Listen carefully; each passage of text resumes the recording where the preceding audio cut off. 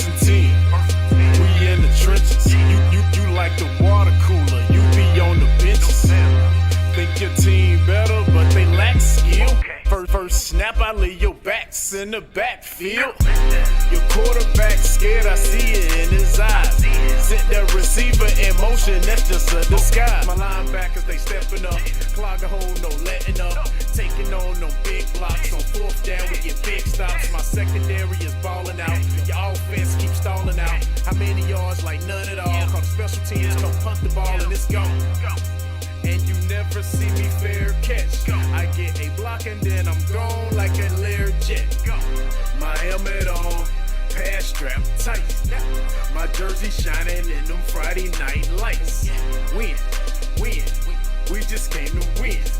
Win, we just came to win. Friday night lights. Friday night lights. Win. We just came to win. Win. We must protect this house. I'm in a huddle talking to the Hawks. We gonna run it down their throat soon as we get the ball. Come out and fire off the ball, we going on one. My skill position so proficient, break for long runs. Come out running that option. That mean I got the option to keep that or pitch that. Defense, they gotta fix that.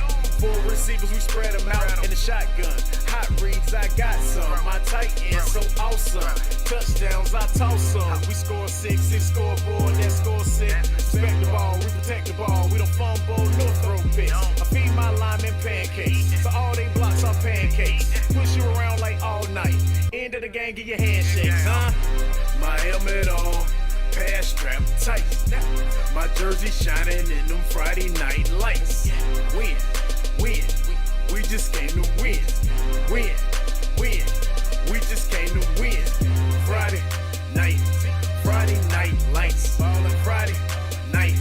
Friday night lights. Win. We just came to win. Win. We must protect this house.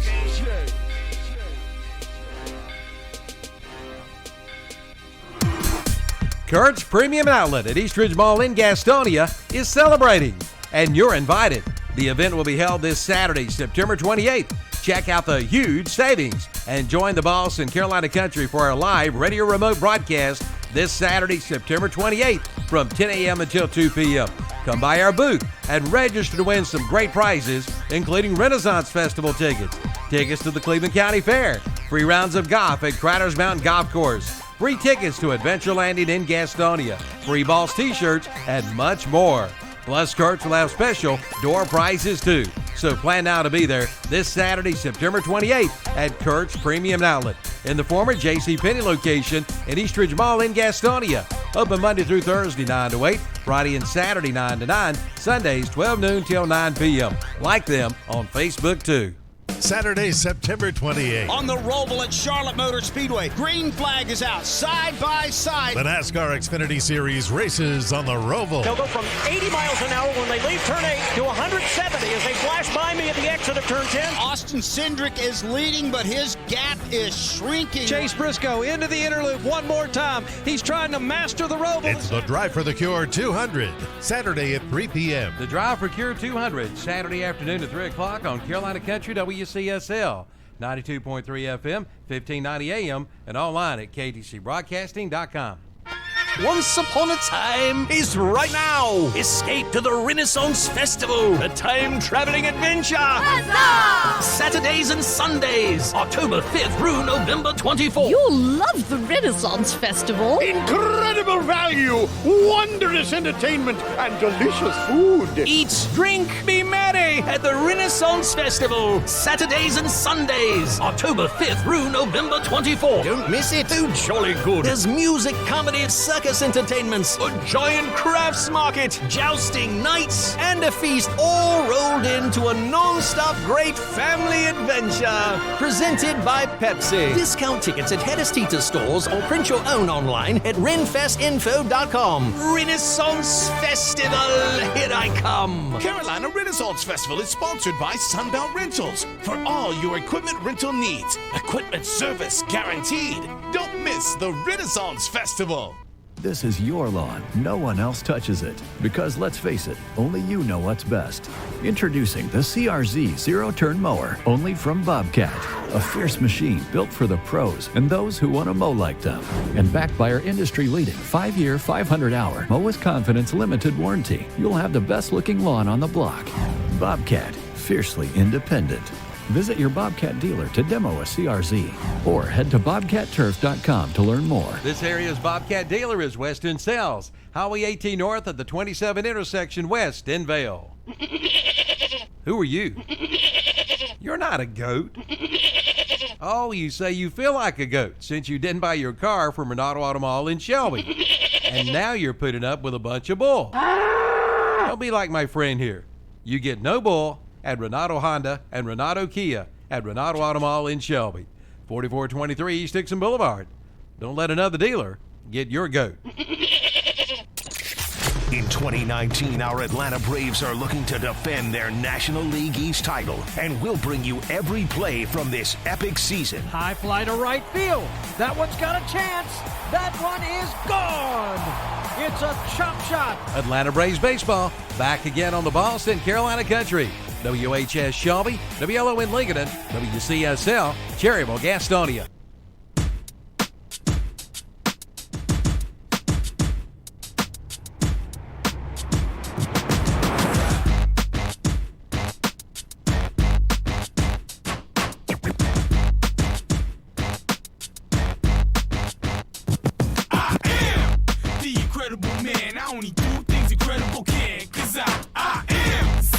Chosen breed, you don't see too many like me.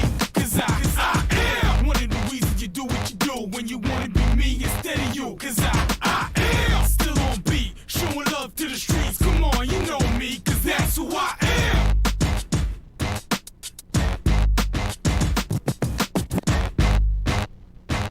And good morning, Saturday morning sports talk. What's up, Shopper here on KTC Broadcasting. I'm Kevin Hastings. Will Boykins is in the house for a little bit, enjoying his Mitchum's Kitchen breakfast. We know why he came up here. Tom Cinefani's in the house. He'll be in here all day. Terry Reinhardt is. Don't know where Hunter's at. Bandy's lost last night. He might not get out of bed. But from other than that, we're about to talk it up. Guys, I haven't turned y'all's mics on in there. I'll be, if Terry, you want to hit the buttons there, pretty much 1 through 6. Just hit those, turn all those lights on, and you guys can come on in just a second. We've got some scores for you folks from last night's games, big games. We've got some quote-unquote upsets and more. The biggest score and story of the week, of course, is 34-32 down in Chapel Hill. Cue the band. Yeah, you're doing a little worse than what he did last night. All day. Return of the Mac. Are these on now? 2 hours. Good job, Mac. Is this on now, Kevin? Yeah, it's on. Yes. And I thought I was annoyed when I was in Boone watching the game, and I'm going to have to put up with this all morning. 2 hours. I've got a quote I'm going to cue up in just a little bit. Someone sitting in that room wearing a bright orange shirt, Will, said, at least by 4 touchdowns, the Tar Heels will be victorious.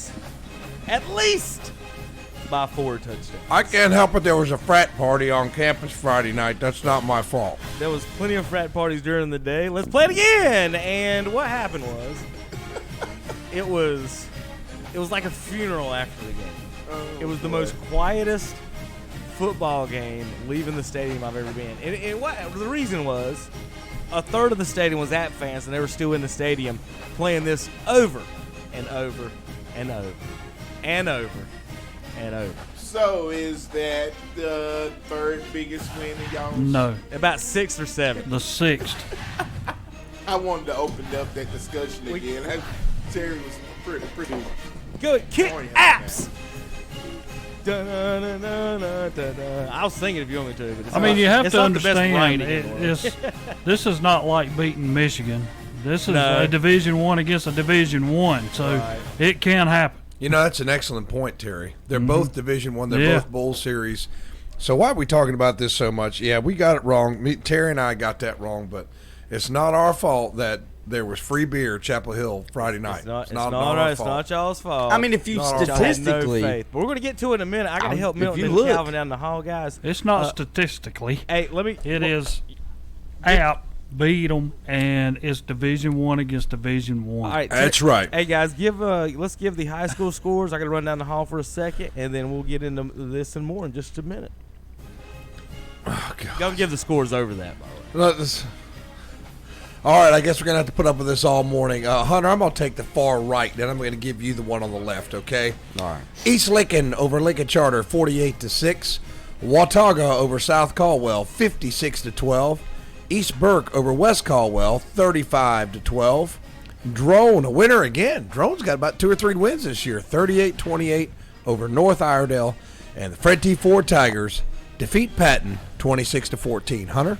It was RS Central over East Rutherford, 35-28. Newton Conover over Lincolnton, 34-12. Freedom, 48. St. Stephen's, 12. Hickory, 20. McDowell, 14. High Brighton, 28. Bunker Hill, 6. Terry? Where do I pick up? I got it. You get this one. I get this one, Terry. Yeah. Shelby Golden Lions, 50-0 over East Gaston. I told my good friend Steve Gold that nothing will lift your spirits like a trip to Mount Holly in the fall, because East Gaston, they're just having a hard time this year. I think it's one of those games there that after Shelby got pounded last week, I would not want to have been East Gaston. That's right. They was just next in line. Kings Mountain Mountaineers, 69-16, Terry. That got ugly. It was a little bit closer, at one point, but, good Lord. They just put it on them. They just put it on them. Storm Kramer led that game. Yeah, I know. I was thinking it was close at one point, but, about a minute. Scoring on him. Scoring on him was probably about like stepping on Superman's cape there. Yeah. You might have made him stumble a little bit, but then you ticked him off. All right, we got Union Academy 60, Christ the King 0. How do you run it up on Christ the King? Everybody's doing that. But how do you do that? It's sacrilegious, Terry. I don't know. You got beat 80-0 by Mountain Island. You get beat 60-0. That's the only time they can beat Christ the King is on the football field. That's what I'm saying. If it's Christ the King, I'm going to call off the Dogs after it's about 28-0. But the Community School of Davidson 47, Highland Tech 6. Terry, aren't all schools community schools? Must be down that way. I'll put it like that.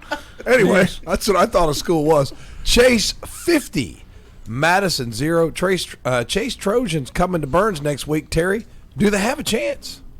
Ooh, I don't know. Defensive-wise, I think it should be a good battle, but Burns is showing that they can play defense with anybody. They're having in looking at that game, I know I said they're having a little bit of time in the hard time in the second half. They're getting tired. I think if it gets a little cooler, it's going to help them because they do have a lot of guys going both ways. But that second half, Terry, there wasn't a whole lot of defense played on either side. the defenses were wore out. But you got two teams coming in. Chase has scored 227 points and only give up 24. Yeah, I was looking at it all year long. Yeah, almost every game they've had 50 points. Yeah. They can score a lot of points. Hunter Huss getting on track. They beat North Gaston 56-0. And it's Maiden over Bandy's 30-23. Win number 50. Sorry, Hunter. For Maiden. Maiden over Bandy's. What was that score again? 30-23. Oh. And Bessemer City edges Mountain Island Charter. No matter tonight. You mispronounced dominate. Well, that's about the truth. They lead the all-time series now, 5-0 over Mountain Island Charter. Why is it called Mountain Island Charter? It's not in the mountains. That's the it's name. Not on an island. That's the name of the lake, Mountain Island Lake. Yeah, I know, but it's not in the mountains. Well, it's in Gaston County. All right, go ahead, Hunter. If you can do that. There's a lot of people in Gaston County, Tom, that don't even know that Cherryville is in Gaston County. Yeah, I know. Seriously, it is insane. Like you trust me, when I get my tax bill every year, I know Cherryville's in Gaston. That's true too. Go ahead. It was Crest Chargers defeating Forest View 35-28. Forest View led at one point in that game. North Lincoln over West Lincoln 24-14. At halftime, West Lincoln was leading 14-10, and then North Lincoln came back. I was texting my good friend John who lives over in West Lincoln, goes over to a lot of the games, Mm-hmm. and he said second half looked like things were falling apart on them a little bit, Terry.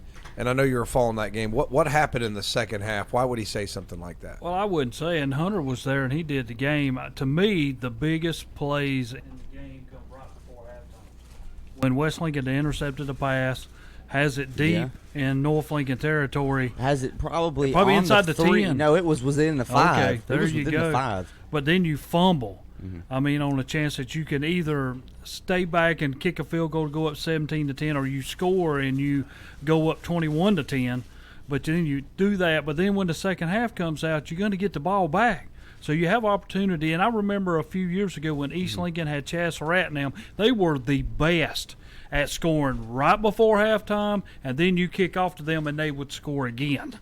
Yeah. You know, I mean, well, that was a big play. Definitely, because it was a momentum shifter. West Lincoln had all the momentum leading up to that. Just had picked off North Lincoln. Almost could have been a pick six, but it was great offensive defense by North Lincoln's offense. But what also, I think it came down to Coach Basil making a good adjustment as well in the second half. In the first half, Bridges he had 2 touchdowns on 60 yards rushing, and in the second half, he didn't have a touchdown, and he had 6 of his 8 runs were for 0 yards or less. So Coach Basil really dialed up his defense and keyed in on stopping the run. West Lincoln early had a lot of success in the play action on their opening drive. They didn't really go back to it as much. And I was going to ask you when you that. get Why? down, I don't know why. Because when you get down, like they did 10 points, it starts to get predictable when you want to run the play action. But they were running play action not like in late downs. Second down, they would run a play action, and it would be wide open.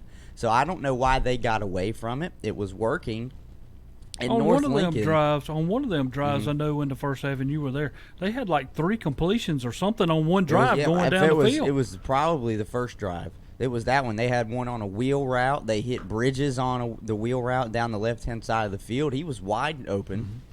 And it's not that Hewitt can't throw the football. He throws a pretty football. He's not the quarterback you had last year who I thought should have thrown a whole lot more. Seth Willis, yeah, but he can throw the football. So North Lincoln, I think it was just it just came down to they made the adjustments at halftime, and that really showed. And Landon Beard, who started the game, didn't finish it. He only played, I think, 2 drives, and then Jack Carter took over for the rest of the game. And then North Lincoln really started to pound the football on the ground. So I think it was just adjustments. I think that's what really it came down to. Was there a pretty big crowd there last night? Oh, yes. I figured there was. There was West a very Lincoln big crowd. West Lincoln probably traveled up there well. And we're not no Shelby. West Lincoln was at home. Yeah. Oh, it was home? Yeah, they were okay, home. It was at West my Lincoln. fault. And I thought it West was the Lincoln, North. as far as starts, I mean, they're not a Shelby, they're not a Crest, they're not a Burns, they're not a Kings Mountain, but they've had 9 times that they have started a year 4-0. Yeah. You know, and only twice have they had better records. The 2010 Coach Sain's team went to 5-0 before they lost their first game. In 1971, they started 7-0 all time at West Lincoln before they lost their first one. So, you know, you start looking at your schedule and who you're playing, and all of a sudden you enter. Well, this is what you play. said. You said don't rank them until this week because of who they'd played. Yes. You can't rank them. They hadn't really played anybody. Well, they played everybody on the schedule. Yeah, well, that's do. how it is. You know, you play who you're scheduled, and you still got to win those games, and they did that. And then North Lincoln, who came in second in the conference last year, they came in town, and West Lincoln had a job to do, and they were doing everything that they wanted to do in the first half. But when the second half came around, North Lincoln just made the adjustments. Yeah. I thought that was talked on the show on Wednesday. I thought that West Lincoln had a good shot of winning this, pulling off the upset. Yeah. So I thought that they would come through and win this game because they were at home. Yeah. You know, they knew what happened last year at North Lincoln. Yeah. So I thought they would come in a little hungry. Now, when they was early in the game, when they was up 14-0 or whatever it was, and halftime came and Coach Basil made those switch ups. Mm-hmm. West Lincoln made switch ups because they went away from the pass. Yeah. The play action and stuff that was working in the first half. So, it's the tale of the two halves. I mean, you have Old Man Mo, but Old Man Mo don't stay in one spot. Yeah. You got to keep him there. You got to keep him entertained. And Old Man Mo drives high school football. I don't care who you are. Yeah. Anybody catch momentum, I don't care if young men especially. Yeah. Young men thrive off that. Oh, they momentum. do. Yeah. I mean, you see it in the game last night, the Burns game. When South Point started to take the momentum of that game, it was scary because it's like if they seize momentum in this game, this thing's going downhill for them. But you see that in a lot of games where young men are playing. Boy, they'll just take that wave and ride it, won't they? Will. So. And it's it's one of those things where I said it a couple times last night in the broadcast. I've learned it just through listening to coaches and statisticians that analyze the college and professional game. They say, look, now in today's game in football, just how the rules are and how it's set up, it's statistically smarter for you to throw the ball on either first or second down. And that's really because the defense is still expecting you to run. Your playbook's wide open. It's not predictable. So that's why I think they had a ton of they come in and run the same exact offense West Lincoln as North Lincoln. North Lincoln thought they were going to just run the ball, and then they come out on second down, where for North Lincoln, second down is we're still putting the ball on the ground. West Lincoln on their first drive was like, hey, we're going to put the ball through the air. Right. So I don't understand why they went away from it, because it just kept North Lincoln honest on defense. Right. They didn't have to send everybody home like they ended up doing in the second half, and that's really what's caused Bridges to have such a slow second half. So that was your second South Fork 2A game this year that you called? No, it's my third or that I've called. Yeah, just with me, but I've been to all the Lincolnton games or whatever game that we call. I go there with Tim and Ken, but last night was me and Jason that called it. Did you do the East Lincoln game? No. You haven't seen East Lincoln? I haven't seen East Lincoln in person this year. So I'm wondering the reason why I asked. That matchup is looking like it's going to be the head knocker in the South Fork 2A. Yeah. Not just excluding Maiden. I know they had the big game against Bandits. East Lincoln at Maiden is the 25th. East Lincoln versus North Lincoln is in 2 weeks on the 11th. They got East Lincoln has Lincolnton next week, Mm-hmm. And I think the fun has fizzled out at Lincolnton. The offense is too stagnant, It is, and that's the only thing that they're liking. I can agree with you that I think right now it's looking like, just go off conference record so far, it would be Lincolnton or East Lincoln, North Lincoln, and Maiden that you would be watching for the three teams. And Newton Conover got a win today as well in conference. They're gonna. I'm not saying they're gonna win it, but they're gonna be scrappy enough to make it not an easy victory for any of these teams. Right. So because even against, we said it last night, you thought it wouldn't be shocking, Terry, if Lincolnton won that football game. Yeah, I mean, because of their defense. Yeah. But I agree. I've seen Lincolnton enough. They have a quarterback now who can throw the ball, but the offense still isn't there. He might be able to throw it, but it still isn't there. So I think it's a three-team race, really. I don't know what Bandy's is doing. They're going to make me mad. And you know what? We'll get to that later, or we don't even have to get to it. I can get with this loss y'all took. This loss you took, Bandy's took with. Well, see, when I heard the score, but the Bunker Hill loss. No, something's wrong.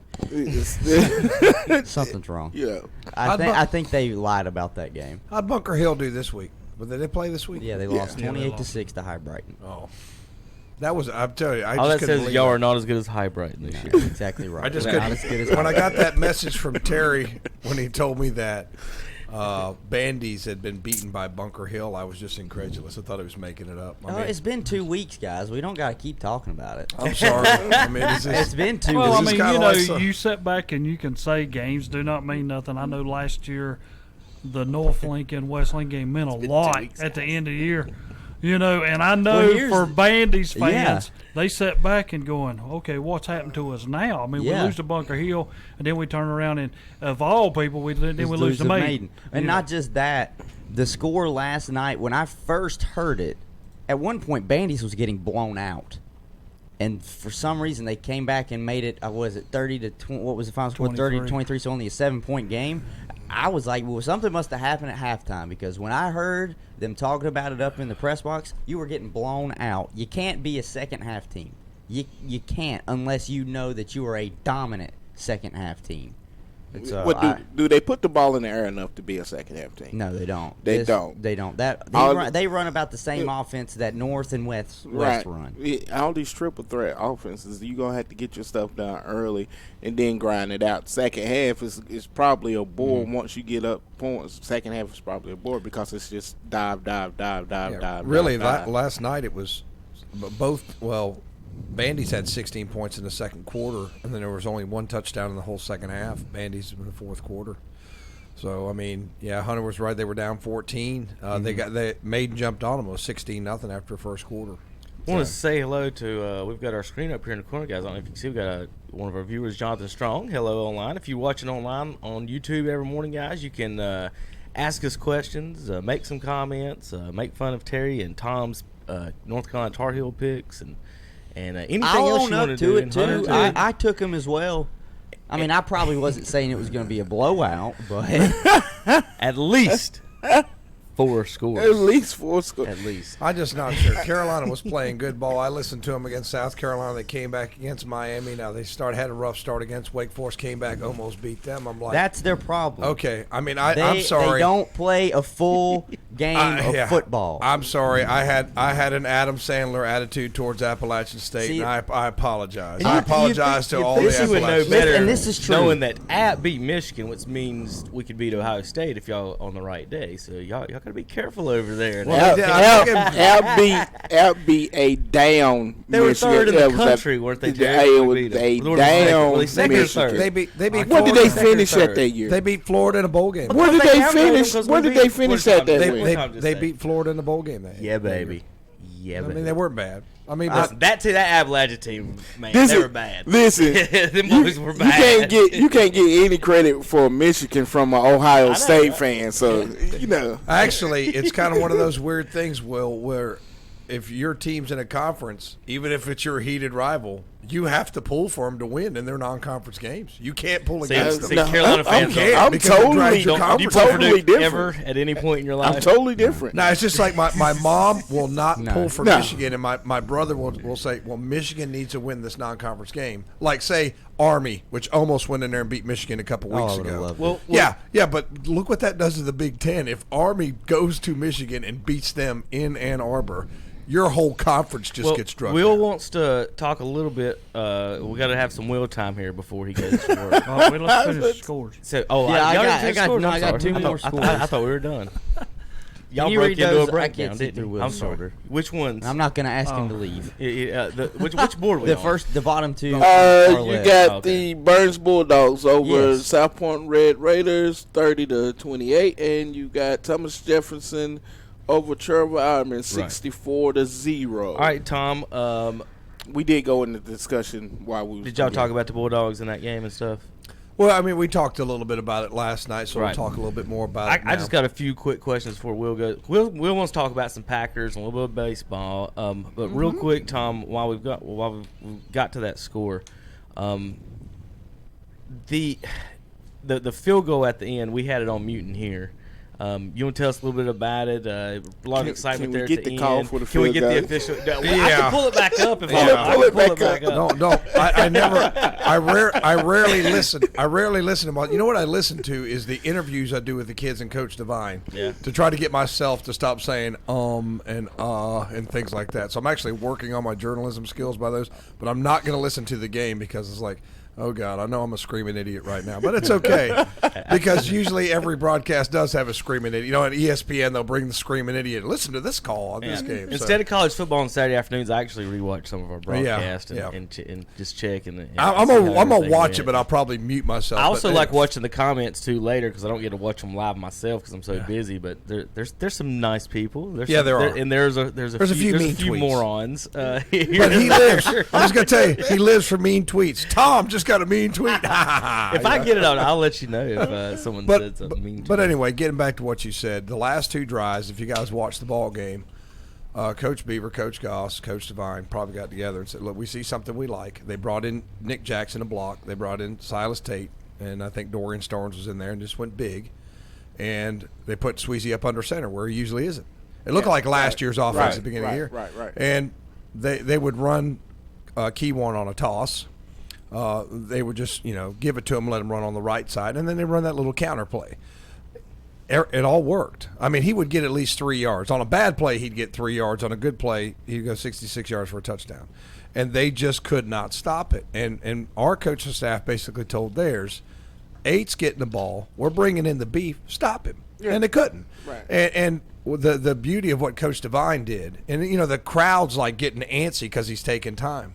I'm like, why don't you people just be quiet? He knows what he's doing. He knows his defense was getting wore out. He did not want to give the ball back to South Point. Right. He took his time. He's got a senior kicker, Zach Benfield, and Zach just does not. He is like this. He's not He's good for a kicker because he's not really a up and down guy. He's very even. And Zach, you get that ball 35 yards in and you get a good snap and hold, Benfield's going to make your kick. And that's exactly what they did. They melted the clock down to 16 seconds. They sent Benfield in. He nails the kick. South Point doesn't have enough time. So it was a great coaching job. And I know a lot of the coaches in the stands get a little antsy, but that's why you can't get antsy in the stands. Just let the coach do his job. Don't start whining when he's melting the clock. I mean, why you want to hurry up and score and get the ball back to South Point again when they just scored on the last two possessions? So it was just a great job by our coaching staff and a great job by our kids. Great adjustment. I know you guys talking about adjustments in the West Lincoln North Lincoln game. You've got to be able to do that. You know. And I was like, what's Sweezy coming up under center for? What are they doing this? They saw something. They saw something on the right side of that defense, and that's where they went, and it worked. Once for a touchdown, once for a field. They usually don't have like a lead blocker up the middle. That offense they went to kind of gives you your lead blocker. Yes, right? Yes. I mean, it's kind of like the old ISO type philosophy. Probably had a linebacker doing too much trouble, isolated him and busted him up a little bit on. Right. Yeah, they must have saw somebody. I don't know if it was an injury. Somebody went out with cramps or what they saw. They put a body in. They kind of use South Point's ideology on that. They put hats on hats. Mm-hmm. Right. And then they just ran it to them. So South Point came out. They said the same thing to Burns. But they would run that pitch play. And this is what we're gonna do. And I'm gonna tell you, if they get the timing down that on a little bit better. The thing about South Point is you don't know who's got the ball. That's what I hate calling the game when they're on offense because you don't know who's got the ball. And and I love when people on this Davis kid saying, "Oh, he's the third teamer." He hides the ball extremely well. I know you saw that. Yeah. He hides it extremely well, so you don't know if that Ho kid's got it, and you don't want to tackle that kid. That kid's like tackling a brick wall. A little fullback they got. Then they got. He's not little. Oh my God! Yeah, you're right. He's not. You're right. I've had to play. Oh my God! That Mike linebacker hates the option because I when I was at safety, I had to move up against Lincoln in a game because our middle linebacker got hurt in like the first quarter. And they said, Kevin, play middle linebacker. I ain't playing middle linebacker. And they're running the option. And I was like, what do I got to do? He said, hit the fullback every play. How'd you like to have to hit that? And he's got me by like 50 pounds, and I'm like, I'm guessing whether he's got the ball or not. They got another kid. I want to say his name was Reinhardt. Another kid. They got him wide a couple times. Terry, I didn't know you played. I mean, they just that might not be his name. I'm trying to think. Terry's horrible with names, but I think give South Point a couple more weeks. You get South Point in the playoff, just like South Point was a different team now than they were week 1. Wait do you see these guys week 10? Hey, they do a good job of that team in Belmont. Is it going to be so surprising that one of the Rutherford County teams slides into that third playoff spot? And I don't know. Because you got Chase that's undefeated. RS is 4-2. Yeah, playing really good football. So is it so unconceived that one of the Rutherford County slide in that If spot? Thomas Jefferson's in that conference, they might. Thomas Jefferson got their conference locked up. Yeah, they might. Real When quick, you- Tom, before Will's got to Go go, ahead. I know we're going to switch over to him. Just I got one more Burns question. Before the season, I kept making the point is once you guys got into 2A, those defenses are going to have a serious problem handling Q1 prior. Because of the speed, you might have the 2A defenses might have one or two guys that can get it, but the swarm of defenses like Shelby and Kings Mountain Crest, they got a whole defensive backfield that can kind of keep up with him. You hit the wrong side of the offense, like you talk, he's gone. I mean, how much is that going to be a factor? 200-something yards last night, and I think I even said on the pregame show before it started, 265. Every 2A team is going to have trouble keeping him under 200 yards. Because, maybe except Shelby. Because at the 2A level, think about what's going on. You don't have the numbers. You got more guys going both ways. Right. So not only do you have you talk about not the speed, you got a guy just got done playing wide receiver. Now he's got to turn around and play defensive back and chase Keyone Pryor. Mm-hmm. So that's what you're seeing in the 2A.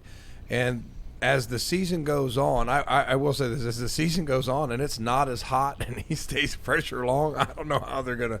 In that second half, I don't know how they're going to tackle that kid. They have a good chance. Y'all got a 1-2 good 1-2 punch too. Yeah, I mean Hopper can run the ball. CJ Hopper can run the ball. He didn't see a whole lot of action last night. I don't know if he's dinged up or not. They pound and pound a Hopper, and then I just as a just playing the safety position, like I would be sitting there thinking, all right, whichever way Q1 goes, I have to just run that angle as soon as it's hiked, like just almost straight down the sideline, just to beat him there. See, Keyon's different. He don't find holes. He find creases. Oh God, yes. Yeah, we saw that one down. Yeah. Where was that? The Jamboree. I mean, he find the littlest crease and just slide in there and. You know, he's not big too, but he's harder to tackle than you realize. Even when you get your hands on him. Oh, he's strong. I mean, if you hit him. Now his dad was a table. fullback. Yeah, his dad was a fullback at Shelby. Yeah. Wesley Pryor. He was Right. he was a fullback. I think Dorian Starnes' dad played at Shelby too. It's like we got. Yeah, I want to say that he played at. What's with all these Shelby guys, huh? They ran out. Moved on to the Shelby. country. I will tell you one thing too, Tom. You mentioned Dorian. Everybody wants to talk about Q1. Starnes has been outstanding. He's lighting it up this on year. defense. Did you see him chase down the running back on that play? Yeah, he's had a good year. So every time you turn on the broadcast, you'll hear Tom saying Starnes, and I mentioned him in basketball, and we'll talk about him in basketball, how he hustles it. I've never seen, like, every shot goes up, he boxes out. Every shot goes up, he's in the mix for it, and I guess he's doing the same thing on the football field. You talk to him and you talk to his daddy. I mean, they're just good people. They're good people. They're good. Yeah. They're good people, and Hey, don't leave out his mama, Lord. No. yeah, you know, I didn't. I don't think I've spoke to his mother, but I see his dad at the games, and you could just tell. You could just tell the kids that come from good homes, yes or no, sir, and that work ethic. And that work ethic's taught at home. All right, Will, real quick before you leave, Packers 3-1. They're on pace 12-4. Is that what they're going to be after they choked away a home game against the Eagles? Let me tell you something. This is why I wanted to come here this morning. Everybody say you choked away a home game. The Eagles had more to win than we had to lose in that game. So you go out there to lose every They weekend. came to your place and beat you in a night game. What? Wait a minute. They come in on They come prime to your time place and took you to school. They didn't take us to school. We took ourselves to school. Then you got this Aaron Rodgers who decides to throw it They in. are who we thought they were. we gave them the game. Listen, we get to the Pull your mic up. Pull your mic up. There you go. We get to the 1 yard line twice. We get 2 series. We inside the 1. We got 8 plays to score. You gonna tell me Aaron just ran one to get us 2-1 and get the first down? He just ran one down 2-1, and we can't hand him the ball to get in. We made the same decision that Pete Carroll made in the Super Bowl and tried a crossing route at the goal line. Jeez, almighty. Will. I mean, Aaron missed 21 passes. 19, Terry. 19. Now when I was talking, 19. we couldn't hand the ball to Aaron. I'm talking Aaron Jones. Well, here's my Aaron Rodgers was your leading rusher. with 46 yards. Wow. Yes. Aaron Jones Your had quarterback. 21 yards. Yes. Here's how bad it was. It was Aaron Rodgers versus the Eagles. Carson Wentz was 16 of 27, 160 yards, and had 3 touchdowns. So in 27 passes and only 160 yards, he had 3 touchdowns. Aaron Rodgers was 34 of 53, twice as many passes, completed more than twice as many, had 1 less touchdown than Carson Wentz. Aaron Rodgers, and then the interception. Terry was, but he did lead the game on the ground, so he had 46 yards. So there you go. Hey, but wait, to give Aaron Rodgers credit, remember when he got? I am giving him credit. That's all him. Remember when he got stripped, and then the Eagles went and scored a touchdown. There was like a minute left, and he just took him right down the field. Right down the field. I'm telling you, that's just like 2-minute drive. You give me 2 minutes. That or is less. the definition of Aaron Rodgers. You look it up. It's late game. You tell drive. me who's better with the 2-minute drill than He's Aaron beat Dallas a ton of times doing that. He's amazing in that. We got Dallas coming up next week. I know I got some Cowboy fans around me. Y'all probably a Cowboys fan around here. Hey, go Dogs. Yeah, Dallas playing You well. are a I Cowboy give Terry fan. some credit. Dallas Dogs. playing well now that they got Elliott back. I'm not even rooting for my team. Listen, right now. They're gonna make me so mad. I was looking forward to that game before I seen our run defense. Our run defense is absolutely horrible. That was horrible. Who's the guy that Saquon Barkley's backup that was running all over y'all? It's like that's all they said. This was Barkley's backup at Penn State. And he's running all over the Green Bay Packers. Every team in the NFC North has a winning record today. The Detroit Lions are undefeated and in first place. How about that? After 3 weeks so far. Who had that down on paper?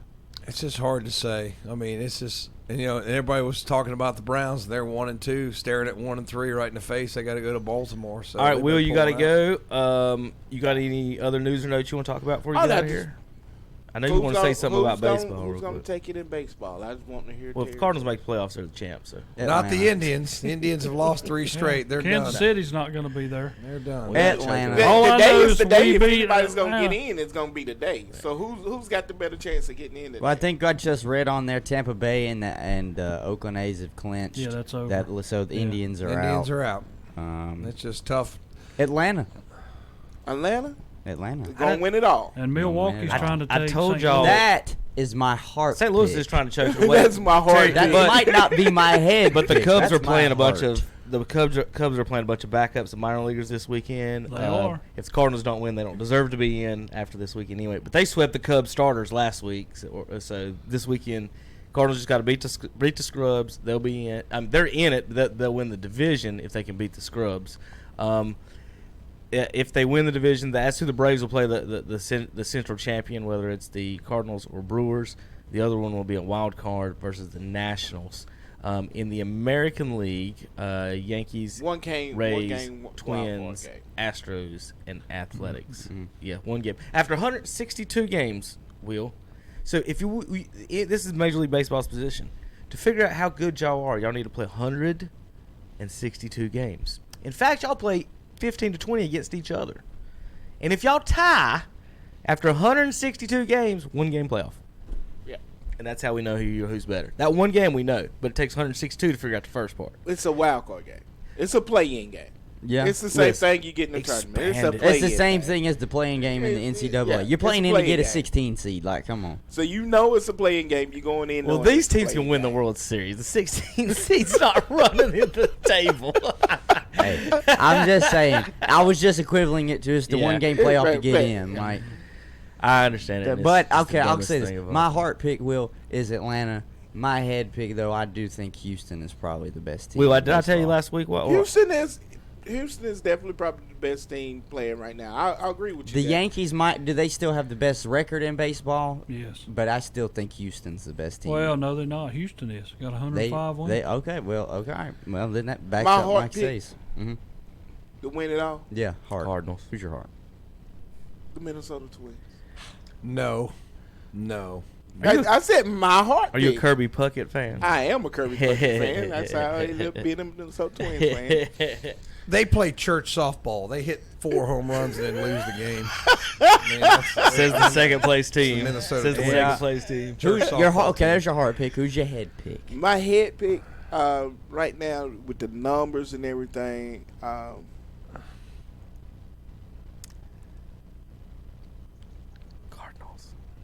It's not the Cardinals. Fly, Cardinals, fly. The Braves ain't gonna win, Will, because they've only won 3 in their better take the Dodgers in their career. One in Boston. I'm with you on that. One in Milwaukee. The Dodgers and one are in New Atlanta. York. They're gonna have to move to Myrtle Beach.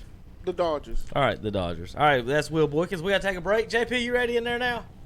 Got you, buddy. We'll be back in just a few minutes on Saturday Sports Talk. We got NFL to break down, Major League playoffs. The Roval is this weekend. I will be there. The Roval. And we'll talk about that. We got to break that down. Can Jimmy get a win there? And he'll just wreck everybody this week because he don't have to worry about the points now, Terry. Just wreck everybody. Let's see. Major League Baseball, college football. We do got to talk about that some more, of course, before we go out of break. JP, a little bit of love. You'll sing it for us, Tom. Kurt's Premium Outlet at East Ridge Mall in Gastonia is celebrating, and you're invited. The event will be held this Saturday, September 28th. Check out the huge savings and join the boss in Carolina Country for our live radio remote broadcast this Saturday, September 28th from 10 a.m. until 2 p.m. Come by our booth and register to win some great prizes, including Renaissance Festival tickets, tickets to the Cleveland County Fair, free rounds of golf at Critters Mountain Golf Course, free tickets to Adventure Landing in Gastonia, free balls, t-shirts, and much more. Plus, Kurt's will have special door prizes, too. So plan now to be there this Saturday, September 28th at Kurt's Premium Outlet in the former JCPenney location in East Ridge Mall in Gastonia.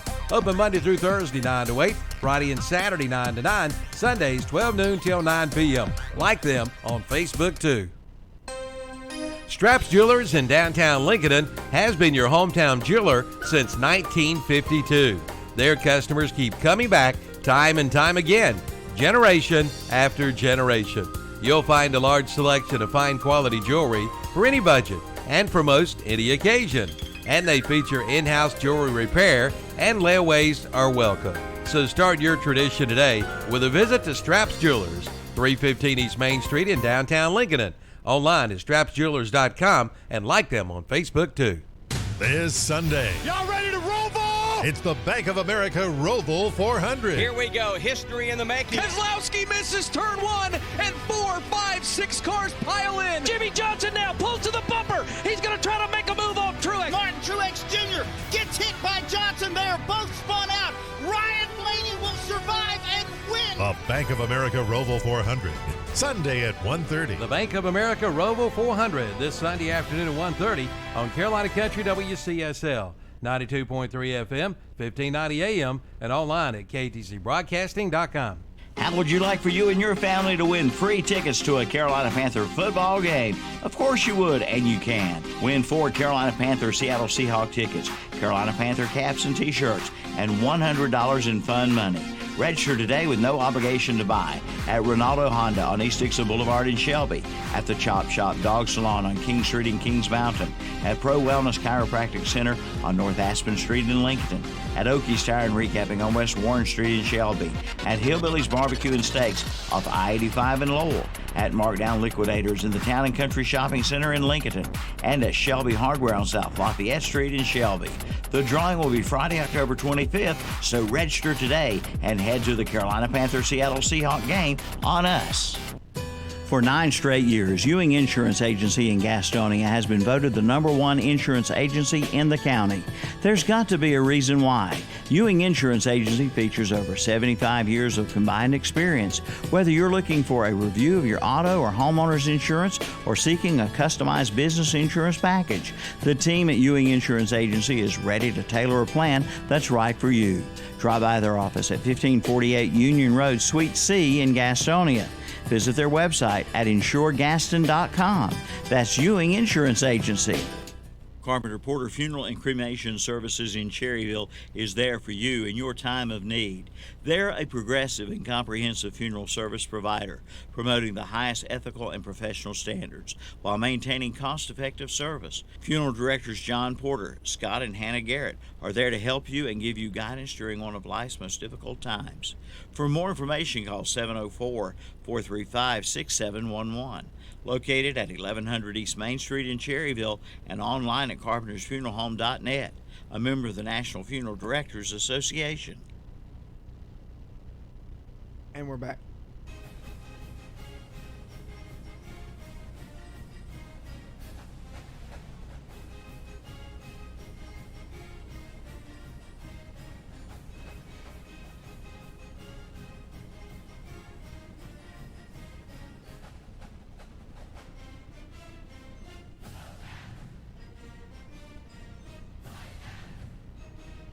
Go.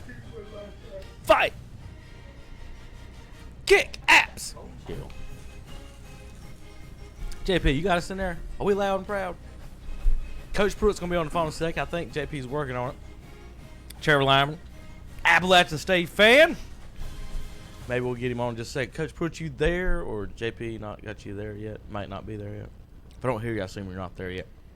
All right, real quick. Will didn't get a chance to talk. Crest did last night, folks. We really don't like to talk to high school football as much as we have. And this morning had kind of a big night, big crowd in the house. So we're not going to get into breaking down the Crest. Watch on Friday nights after the games till midnight. I promise we'll have 1 to 3 Crest or 4 Crest people and folks to talk and break that down. We'll have 2 in the studio.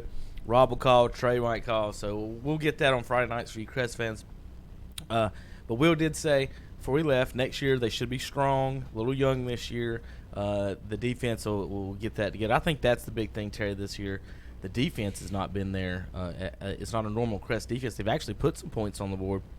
I think one year they gave up 118 points the whole season, right? For the whole year. And then as of last week, it was 141. So they've given up 80 points. It was 60, 70 points this year already, halfway through the season. All right, JP, we on the phone? We got it? Maybe not. Maybe not. JP having a little trouble with Coach Pruitt. I guess we'll get him on in just a second. I know he wants to talk about some Appalachian State football, so we'll get that going for him some more. I told Tom he's going to hear it all morning today. I mean, if I was... Oh, man. Who they got this week, Kevin? Some losers. Coastal Carolina. Battle at the beach? Did they go down there? Appalachia won't know what to do. I think it's if in they're down Boone at the today. beach. If it's at the beach, we'd be doing our show from Myrtle Beach. Well, I'm glad Appalachian State has got Coastal Carolina because North Carolina has got Clemson coming to town. Yeah, I know. Shock the world, baby. Yeah.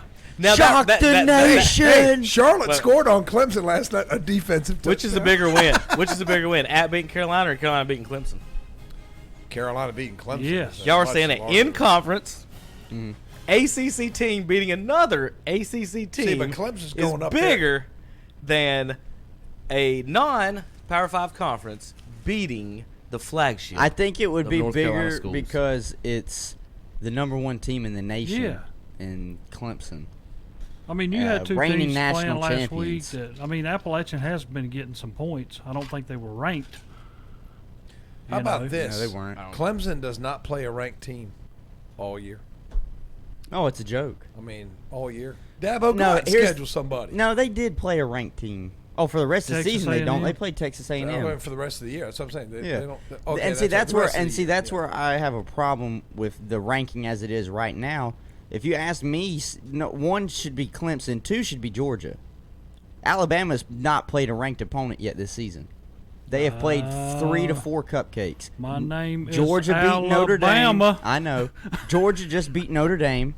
And the Notre Dame show Alabama they can play plays pretty Western good. Carolina this year. But now you have to sit back and think. And then Clemson beat Texas A&M. Appalachian doesn't even give Western the respect anymore to play them, and Alabama plays LSU has a better resume right now than Alabama does to be the number 3 or number 2 best team in the nation. Auburn's pretty good. Because LSU has not only beat Texas A&M, they also beat Texas. The SEC is very top heavy though. You get past those 4 schools. Well, Florida's not bad this year. Florida's not bad. No, they're not bad this year. They're not bad. Tennessee is very bad. Tennessee's okay. There's about 3 teams I can just list off the top of my head. SEC that's going to finish at the bottom, and Tennessee is a shock to me because I thought consistently they might get you 7 wins. I mean that's a bowl game. So, but it's Vanderbilt, Arkansas. Those 2 aren't going to be good. And Missouri. Boy, Arkansas's really fallen. But even Missouri beat South Carolina, so I could flip-flop Missouri out for South Carolina, being a down SEC team. South Carolina's not very good. South Carolina's not good. They're not very good. Well, I talked to a South Carolina fan and an extraordinary fan the other night, Thursday night, at the Bessemer City scoreboard unveiling, Tom. And Mr. Calvin Albright told me that his children and folks and family they went to Appalachian, so he said, Kevin, I'm gonna have to start pulling for them too and drop my chickens like you drop your Tar Heels, because He said, I think Appalachian's going to come down there and give them the business maybe a little bit down there in Columbia. So when's that game? November. It's their week game later in their break. App is going to South Carolina, yeah. And North Carolina doesn't beat South Carolina. So, hey, we might have a whole nother week of Appalachian State music here. Again. In whatever week that is. It's Division I against Division I. Right. Yeah. This is not as impressive as you beat Michigan. Well, it's not. I know, and it's not as impressive as it's more impressive than team stat wise. North should Carolina be. had so much more victory team stat wise than Appalachian did. Just what killed North Carolina was they had 3 turnovers. I was getting ready to They say had three turnovers. turnovers. They had 3 Turnovers. turnovers. They had fewer penalties. They had more passing yards, better fourth down efficiency, more first downs by. They almost doubled them. How many first downs they had? North Carolina to Appalachian State. Total yards, just down the board. North Carolina statistically outweighed out. Just if you win the turnover battle, you're gonna win the game. That's plain and simple. You can't give the ball up. Going into last week's game, we talked about the spread that you guys were surprised about. Yeah, what did it close at? It was like two and a half, something like that. Yeah, I was definitely confused about that. So going into the game, though, if you would have looked at the rankings, you wouldn't have been. Appalachian had votes last week, and North Carolina did not. So that's last week's votes. Appalachian came in last week at 20. I'm gonna tell you the about thing that 40, and they moved up to 32 now after that. What is going on there, JP? One of my pages is playing some music. Let me mute that computer. I don't know what it is. You know how the pop-up ads happen nowadays. So what we got? So App, like I said, App was ranked about 40th in votes. Now after the win last week, they've bumped up to right around, I think I said 32 a minute ago, 26, 7, 8, 9, 10, 11, 12, so 32 is where Appalachian State actually ranks in the total voting. So they're trying to sniff the top 25. I think they'll get there. They're right behind Iowa State, around Washington State, Mississippi State, Memphis, Army. I think they'll get there. SMU. It's just, it's Wake going Forest to be is right there too. They should get there if they keep going by how good of a record you have, because I'm just gonna be honest with this. It's not gonna come down to strength of schedule for Appalachian. Right. They're undefeated, and UCF's ranked at 3-1 right now. Yeah. So that's what I mean. Like, it's not gonna come down to, because Appalachian State is beating such prestigious opponents. It's because you're gonna have a good record at the end of the year. You probably should win your conference. So. Well, I'm gonna tell you what. I don't even like looking at the rankings because Texas A&M is still in there. No, I don't. They're 2-2, y'all. Yeah, they've lost 2 games. If that had been State or Carolina or anybody else, they'd be out. Yeah, they'd be out. What saves their grace right now is they lost to Clemson, which I can't say is a bad loss. No, that's not a bad Clemson's loss. the number 1 team in the nation, But and they then lost to Auburn. Yeah, you got dominated by Auburn. You did get dominated by Auburn, and I thought Texas A&M was going to be able to win that game because it was at home. And you were facing against a freshman quarterback for Auburn and Bo Nix. Well, let me tell you something. Bo Nix can go out there and play like he's a senior. He does not look like a freshman. Wasn't Bo Nix at the prom a few months back? Yeah. And now he's a freshman. for He's Auburn a freshman. University. That's amazing. And he's the number number of 18. true the boy Carolina's a true freshman too. I mean, when I was growing up, that was unheard of. You never had a starting freshman quarterback. I think that shows you how far the weight training and the physical fitness and these kids getting in early. And Tom, the reason the kid's starting at North Carolina is you have a new coach who puts his recruits in, and that's how a lot of this works too. The quarterbacks I feel bad for the overall situations because the coaches they're getting paid millions and their jobs are on the line. Their jobs to win every week. And if they don't have the exact person that they want or recruited with, they don't do that. So that's why North Carolina, and one of the reasons I did pick, they moved their quarterback from last year to middle linebacker. He played backup linebacker in the game. I sat next to the North Carolina PA system, PA announcer's wife, and her daughter, and her daughter actually went to App, so she was out here cheering for App, and Mom was being as quiet as she could, but she was definitely pulling for the Tar Heels. Yeah. On that. I saw a bunch of people from App that I wanted to mention at the game. I saw Wes and Jesse Beam were at the game. They sit a few rows back behind me. Clint Spencer was on the same row next section, Terry. Travis Page, Andrew Jenkins, John West, some of the folks from Appalachian around this area that were up at the games. at the game. I've tried to get him changed ever since he come to West Lincoln. Who's that? Spencer. To what?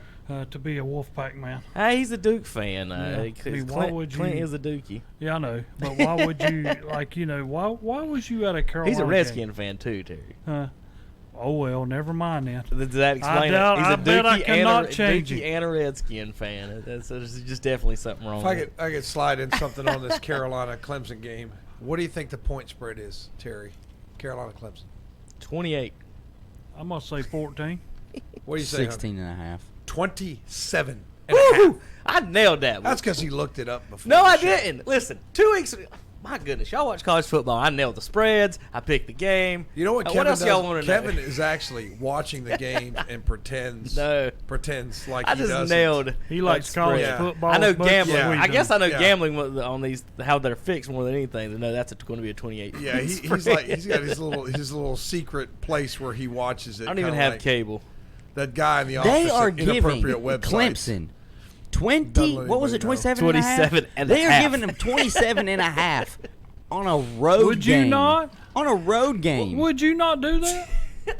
No. Carolina just got through losing to Appalachian. I know, You right? got to give them a bunch of points. How empty is No. How empty is that No, stadium? Appalachian is pretty good. But you That's know what I'm saying. Appalachian's good, but I'm not. taking- I'm taking North Carolina to cover 27 and a half. No, I do not think so neither. I think it's going to be close for a while, and then Clemson will take it. Here's the thing: Trevor Lawrence does not look the same as he did last year. If you're going to make bets, folks, I'm looking in the camera.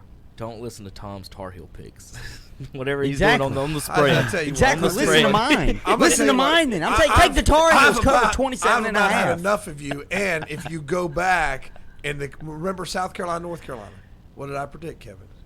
A North Carolina win. All of y'all said no, South Carolina's going to win. I predicted a North Carolina victory. I told you North Carolina had more talent than you gave them credit for. They won their first 2 games. So get off my case about my Carolina picks. I would still, you know what? Listen, it's the Appalachian disrespect is what it was. It was. It was at least by 4 Kevin, touchdowns. how many times have I apologized? That to was all, the one. all the Appalachian That was the fans? funny I'm one. sorry. And I got to get a I'm cut. sorry, I was wrong. I got to I get a was cut, and I'm going to put it on a thing, Tom. And every weekend I'm just going to hit repeat. It's going to say at least by 4 touchdowns. And that's the only thing I'm going to cut Terry, on it. he puts it on Facebook. He cut out the clip and put it on Facebook and tagged me in it and wanted the world to know put it I on- predicted He put it on Twitter, too. Which I have said I'm sorry, I'm wrong a number of times, but I did predict Carolina would beat South Carolina, and I haven't got any credit. Here's for what it. was so funny about it is that after the game was over, all the Apps fans stayed in the stadium. So it's about a third full. That's 'cause they're all too drunk to drive home, Kevin. You didn't hear Jason's response to that right there. What? Because we was talking about the alcohol at the games. And we was talking about, so Carolina's first game, they made $70,000 in alcohol sales. They only got 4 stands. 4 stands. 2 on each side. They made $70,000. And their boys were asking, was you sitting here with Jason last night when they asked him No. that? They were talking about the alcohol sales, and he said, well, I don't see how they're going to make any money with Appalachia coming in town on alcohol sales because everyone's going to have airplane bottles strapped to their bodies going in there. The word rubber glove was brought out about how you're going to catch Appalachian fans sneaking in alcohol. So don't know how they sold there. But the lady next to me, who was the PA announcer's wife, had a few Crown Royal apples. See, but what I don't understand, who pays like $10 for a beer? I mean, that's just crazy. Well, what happens is, Tom, is they get drunk before they come in.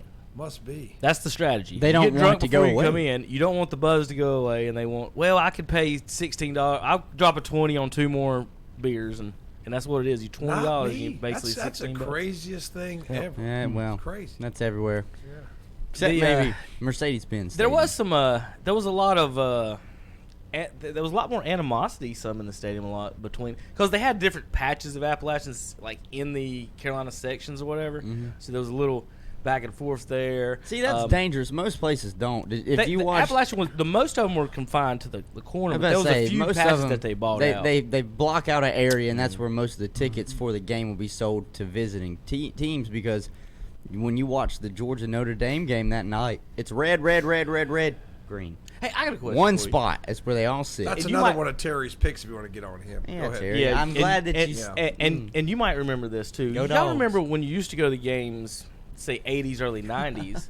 So if you went to a Cardinals Braves game, the actual Cardinals would have a souvenir stand for the away teams, and they quit doing that a long time ago. But when I remember when I was growing up, and I don't remember if y'all remember, but like so because when the Cowboys first came to the Panthers, the first few seasons the teams would have their own booths. You go to the Cowboys booth and make some and buy some stuff. And I especially remember during when the Hornets were originally here in the Charlotte Coliseum, they specifically had team booths because a lot of you go watch a lot of the other NBA players, so the Jordans and the David Robinsons, and that's a lot. I remember people buying jerseys during those. So I always thought that was weird. Now that they just kind of they want to make as much money as possible. I mean, surely they can come up with something. I do that. Hey, with we'll our give media. y'all 10%. I do that with our media You know passes. No, I go just to talk to the other team.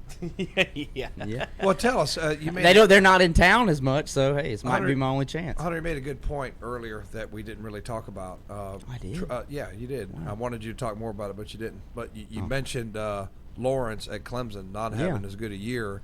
And is this a sophomore slump? If teams figured him out, what do you think? What do you think's going on? I don't know if it's that teams have figured him out or if he's not got really the offensive firepower at the wide receiver position that he had the year before.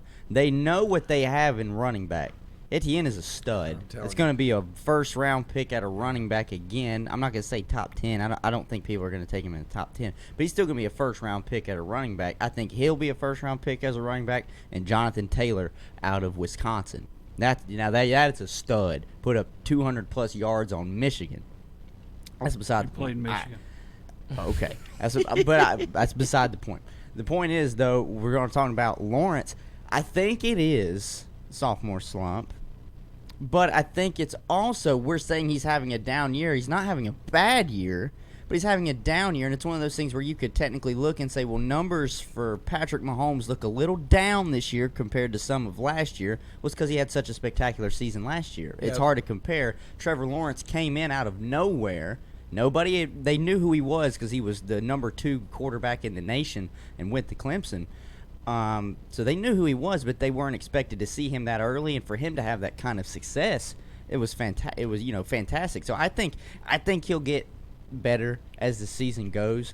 It's still early. We're 4 games in. 4 games. Seems like he's throwing more interceptions this year. Yeah, I think he is throwing more interceptions. I think defenses are maybe showing him a little bit of some disguises if they can. Not many colleges they are out there disguising their defense like pros are. But if you're a professional scout, that's something that you want to pay attention to is how does he read defenses. You don't want a guy to go out there and just as scripted as it is. He knows where he's only making one read and throwing the ball to the open guy against because they're playing, Western Michigan or some smaller school. It's interesting that you would say that. That's why, to me, the 27.5 for a team going to North Carolina. It's not going to matter. I don't see it happening. I just don't. It's a conference game. Trevor Lawrence does not look the same. The only thing would be is North Carolina's rush defense is awful. Appalachian had a bunch of yards on the ground against North Carolina. It's awful. You know what you don't see as much in college is that guy around the line of scrimmage dropping into pass coverage. You don't see that as often, and you'll see that in the pros a lot. Yeah, they'll disguise. They disguise the safety as an extra linebacker, and then they pull him out at the. They think they're showing blitz, and they end up showing coverage. And you don't see that a lot. Most of the time when you're showing blitz in college, it's like you just pick it up. He's coming. Right. He's not dropping back. Because they might not be as athletic as some of the top tier guys that are getting ready to play at the next level. All right, a couple notes for a break. We got to get moving on our college stuff real quick. Chasserat getting work in at quarterback this week. Is he going to wear number 21? I would guess not. He might have to go. There's another linebacker wearing 12, so I'm not sure what they're going to do about that if he does get. But he can play at quarterback at 21. Here's the question, That's his offensive number, so it's okay. Are they moving him to backup quarterback, or so he's not linebacker no more? He's the only other healthy quarterback on the roster. Yes. The others are hurt. That's right. I know that. Maybe they should have started with him. But is he still starting at inside linebacker? The other guy got beat by Appalachian State. Listen, if I close your eyes, Hunter. If I told you your coach is 68 years old. Yes. He's lost to Appalachian State. Yes. He made the All-American National Player of the Year at quarterback. There's only 300 schools in America. Yes. In college schools. He moved that guy to linebacker. My eyes are closed. He moved that guy to linebacker, and his replacement got beat by Appalachian State. Mm-hmm. Should you fire that guy? Just the same as you should fire the same coach who had 3 top 10 NBA draft picks and couldn't make the Final Four. Sounds like Mac Brown. Sounds like Coach K. Sounds like Coach K. But I said this coming in, Mac Brown, you guys can be excited. It ain't 20 years ago no more. He's 68 years old. 1, maybe he's not as good as a coach. 2, maybe he's just taking money here. And this is his retirement job. This is how I look at it as for Carolina. That's crazy. He does not need Tom, this money. Then why is he coaching? Because he got the itch. He wanted to go back. I'm you're gonna see sure. Urban Meyer. You're gonna see Urban Meyer coaching within a couple years. These guys, dude, Urban Meyer's gonna come back within a year and a half. Who's the guy now? Arizona State. He should be fired right now. 68-year-old coach. They don't want to sit. He can't relate. He can't relate with the young guys. He moved the All-American National Player of the Year at that position. That's saying he can play that position and then to get beat by Appalachian, which with his replacement in there, I mean, I don't know if the only thing. Here's one last thing. Yeah, we have this problem as fans and announcers that every time a football coach makes a decision, we always agree with a personnel decision. We always agree with it with that coach probably knows what's best for his team. That coach is doing what's best. Oh, I don't agree with it. And that's the whole Saban thing. He goes to the NFL and loses every game, and then he comes and he goes back to Alabama. But like I said, maybe maybe Mac Brown made a mistake. Can anybody say that? Obviously, they happened. You don't get beat by Appalachian, and that's your quarterback, and you're a great coach, and that's what happened. You got to win that game. My thing with Mac Brown, the only reason I was field kicker missed a field goal at the end of the game. I'm talking about your Division One playing Division One. They should be able to beat each other. You know, you got the same recruits coming in there as you got Carolina. The only reason for Carolina because you picked up Mac Brown to come in there, who in his first tenure at Carolina, his first 5 years, he lost as much as anybody. Right. His last 5 is when he become good. So they'll be good when he's 75 years old. Well, here's the thing. Well, I liked the Mac Brown hiring. Because Mac Brown, to me, can recruit. Larry Fedora could not recruit. His quarterback he could not get any Larry players Fedora in. could. Here's your problem with what's happening now. Larry Fedora, you never knew who was going to quarterback. And now at least we know. At least Mac Brown sticking with one guy. I can agree. And with Mac Brown, and you can. And I don't want to hear that Mac Brown can't recruit. Mac Brown had great teams at Texas. Right. He had great teams at North Carolina in his later years. He had great teams at Appalachian when he was coaching there. So the guy can recruit, and it's only in his first season. So we only won 2 games last year. If we somehow pulled an upset today, and I'm not saying just because it's Clemson, I'm just saying we win 3 games. We're already better than we were last year. Yeah. So if that's all he has to do this year, that's a moral victory for everybody. Kevin, let me ask you this. That's it.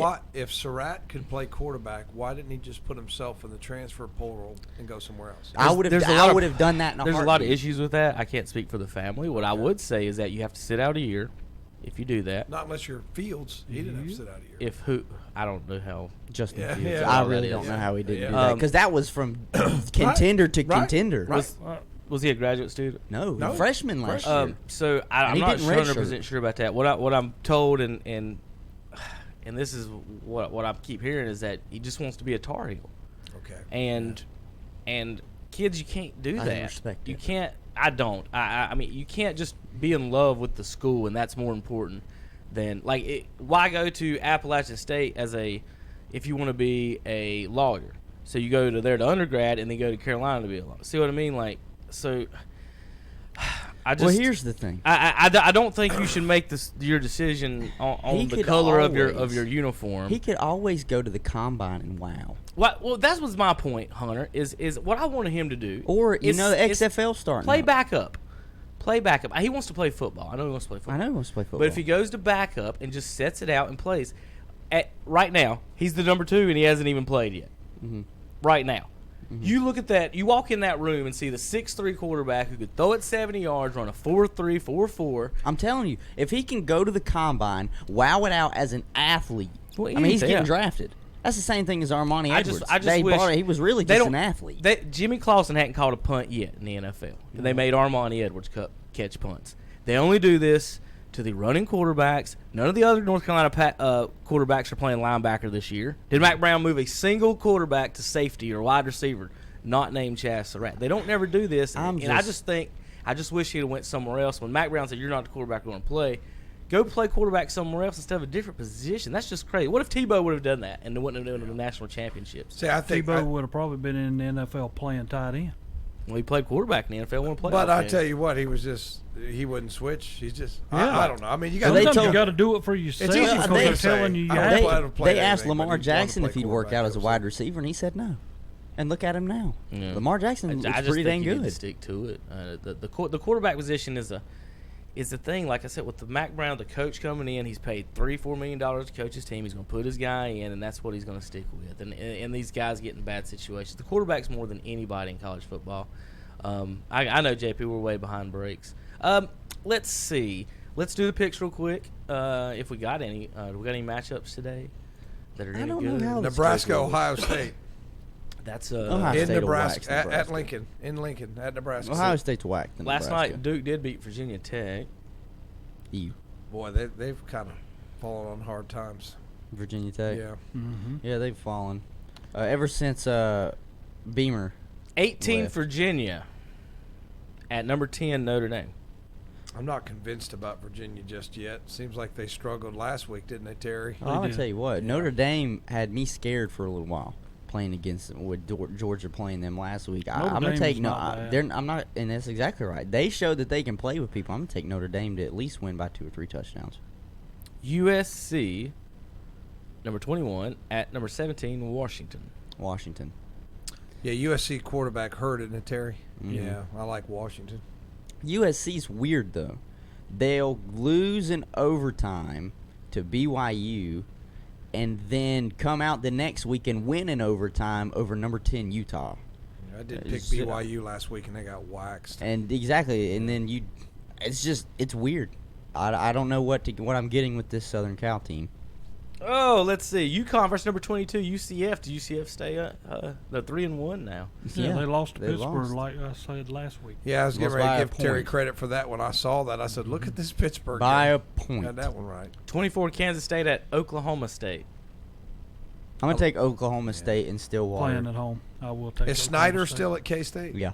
See, that's what Mac Brown's going to do at Carolina. You get the old guy back and he brings it back. That's what's going to happen. Well, congratulations, Kansas State. You're ranked 24th.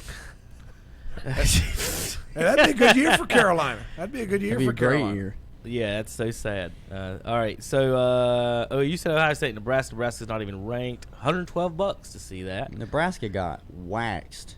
College game day is at Nebraska today. Really? In Lincoln for that garbage, and they got other games on. They just here? Want to go see Justin Fields. They're trying to bring Nebraska back. Is that what they're trying? This could be their trying opportunity hard. to do that. They are trying hard. Hey, for $30, you can see Kentucky and South Carolina football today. That's gonna be. Who y'all got? I got Kentucky. I like Kentucky. I think South Carolina's just falling on hard times. Terry State not play today? Did I miss that? Yeah, they do. They up there. North Carolina State against Florida State. Florida State. Where did I lose that at?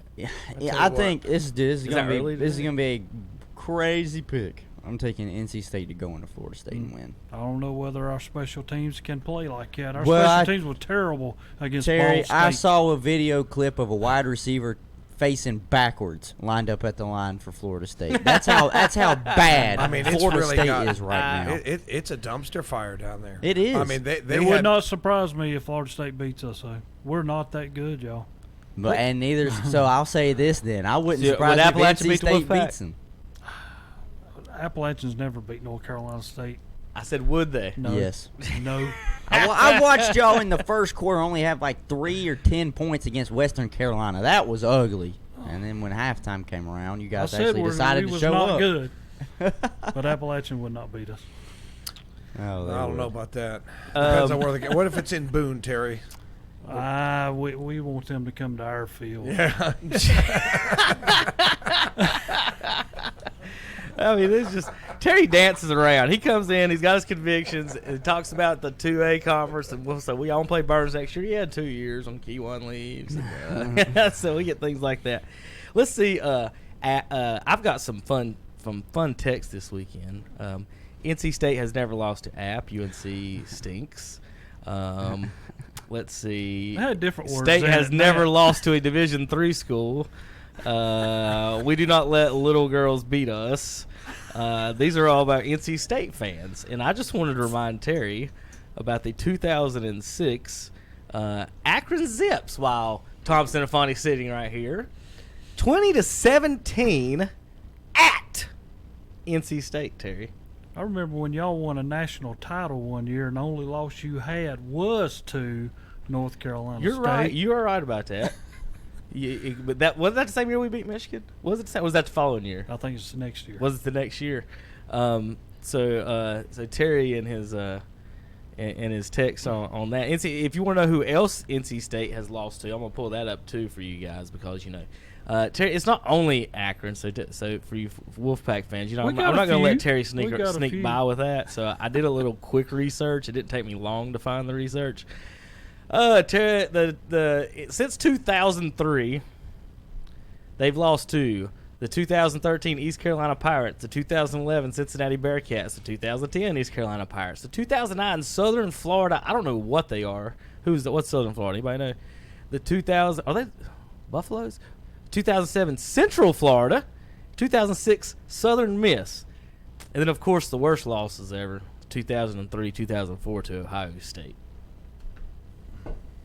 Terry, you gonna take that back? That's before Philip Rivers. I went to that. I went. Did you really? I went to that game. That was in Raleigh because I can remember my brother made a little bet with an NC State fan. I will say he owned up. He had a little Wolfpack pin on his hat, and Danny had Buckeye beads. He said, and the guy said, "I'm taking them beads from you." And Dan said, "I'm taking that little pin on your hat from you." And they bet, and Ohio State kicked like 8 field goals. I don't think there was a touchdown in that game. But Ohio State won, and sure enough, Danny still has that Wolfpack pin on that hat to this day, and that was been like 14 years ago. I even have a complaint from an NC State fan about the Akron game on here. What's it say? This was on a article titled "The Worst Losses in NC State History." So that's how I found this. No matter what you need, Hunter, there's an article somewhere about it. There's a website. This was their quote, Terry. See if you remember. It's just embarrassing. Also, the Akron's runner's knee clearly touched the ground before he scored the game-winning touchdown. And somehow, the replay officials chose not to even review it. Not on the list only because this entire year was a disaster, and one more win could have changed a little. So there's your 2006 NC State Wolfpack. All right, JP, I know we got a break. He's been waving at me for a while. We've got to take a couple quick breaks here. Calvin and the gang today Calvin's out at Kurt's at the Eastridge Mall.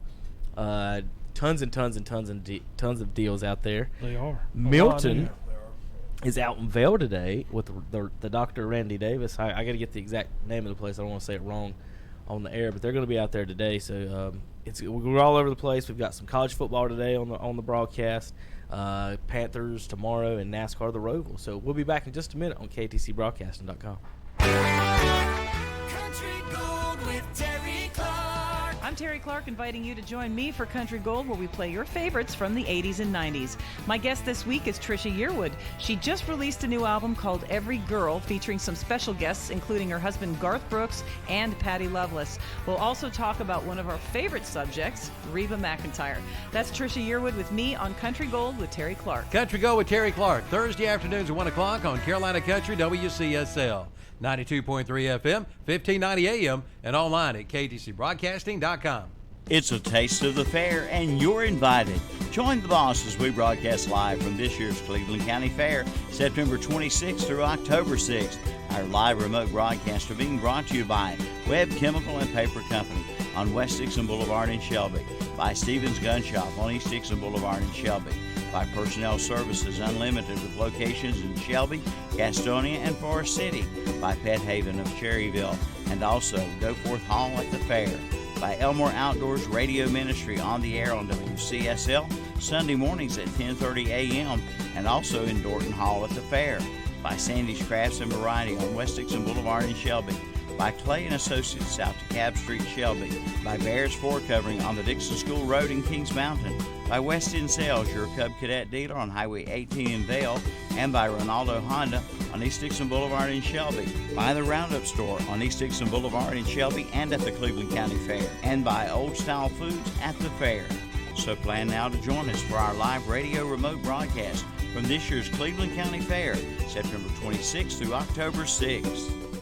How would you like for you and your family to win free tickets to a Carolina Panther football game? Of course you would, and you can.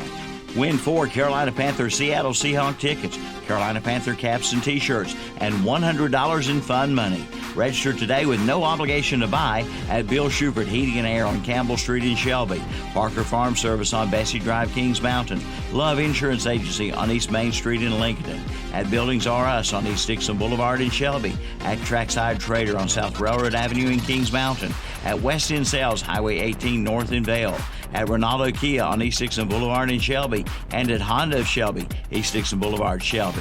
The drawing will be held on Friday, October 25th, so register today and head to the Carolina Panther Seattle Seahawk game on us.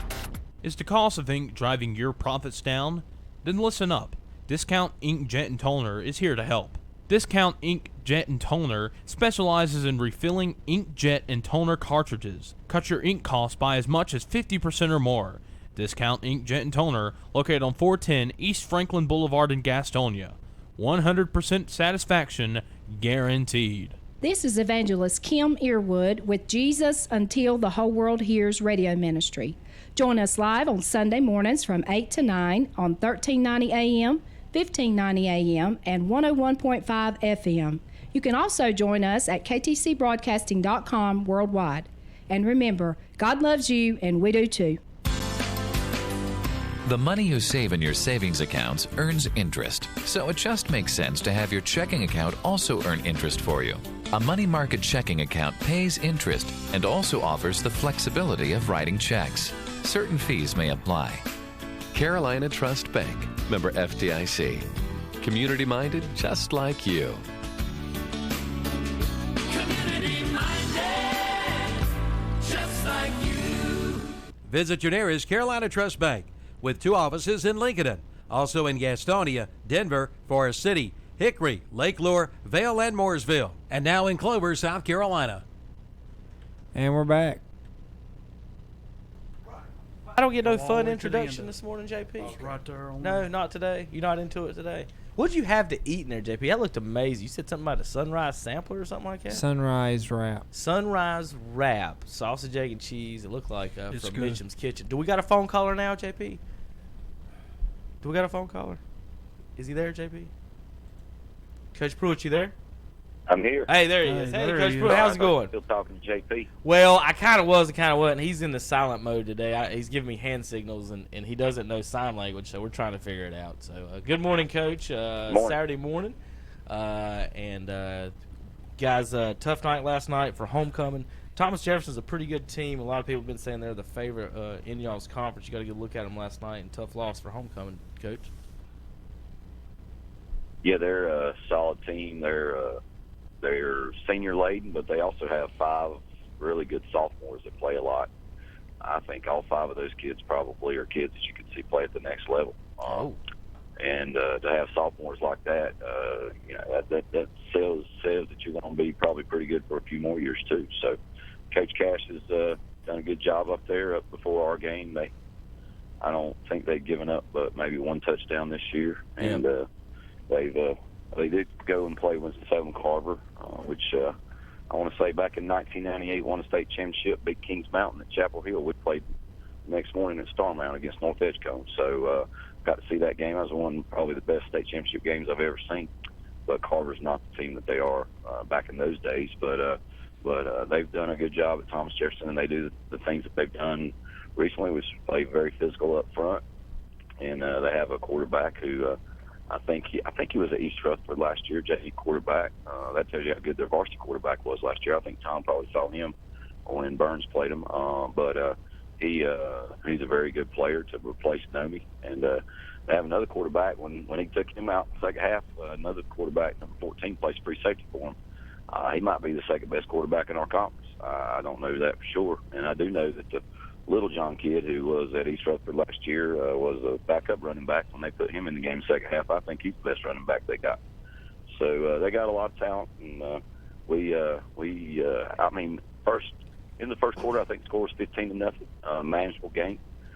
We didn't when we got to possess the ball against a team like that, we couldn't possess the ball, and we did a few things here and there within the game that were positives, but overall. we got to find a way to make games competitive against the really good teams that we play.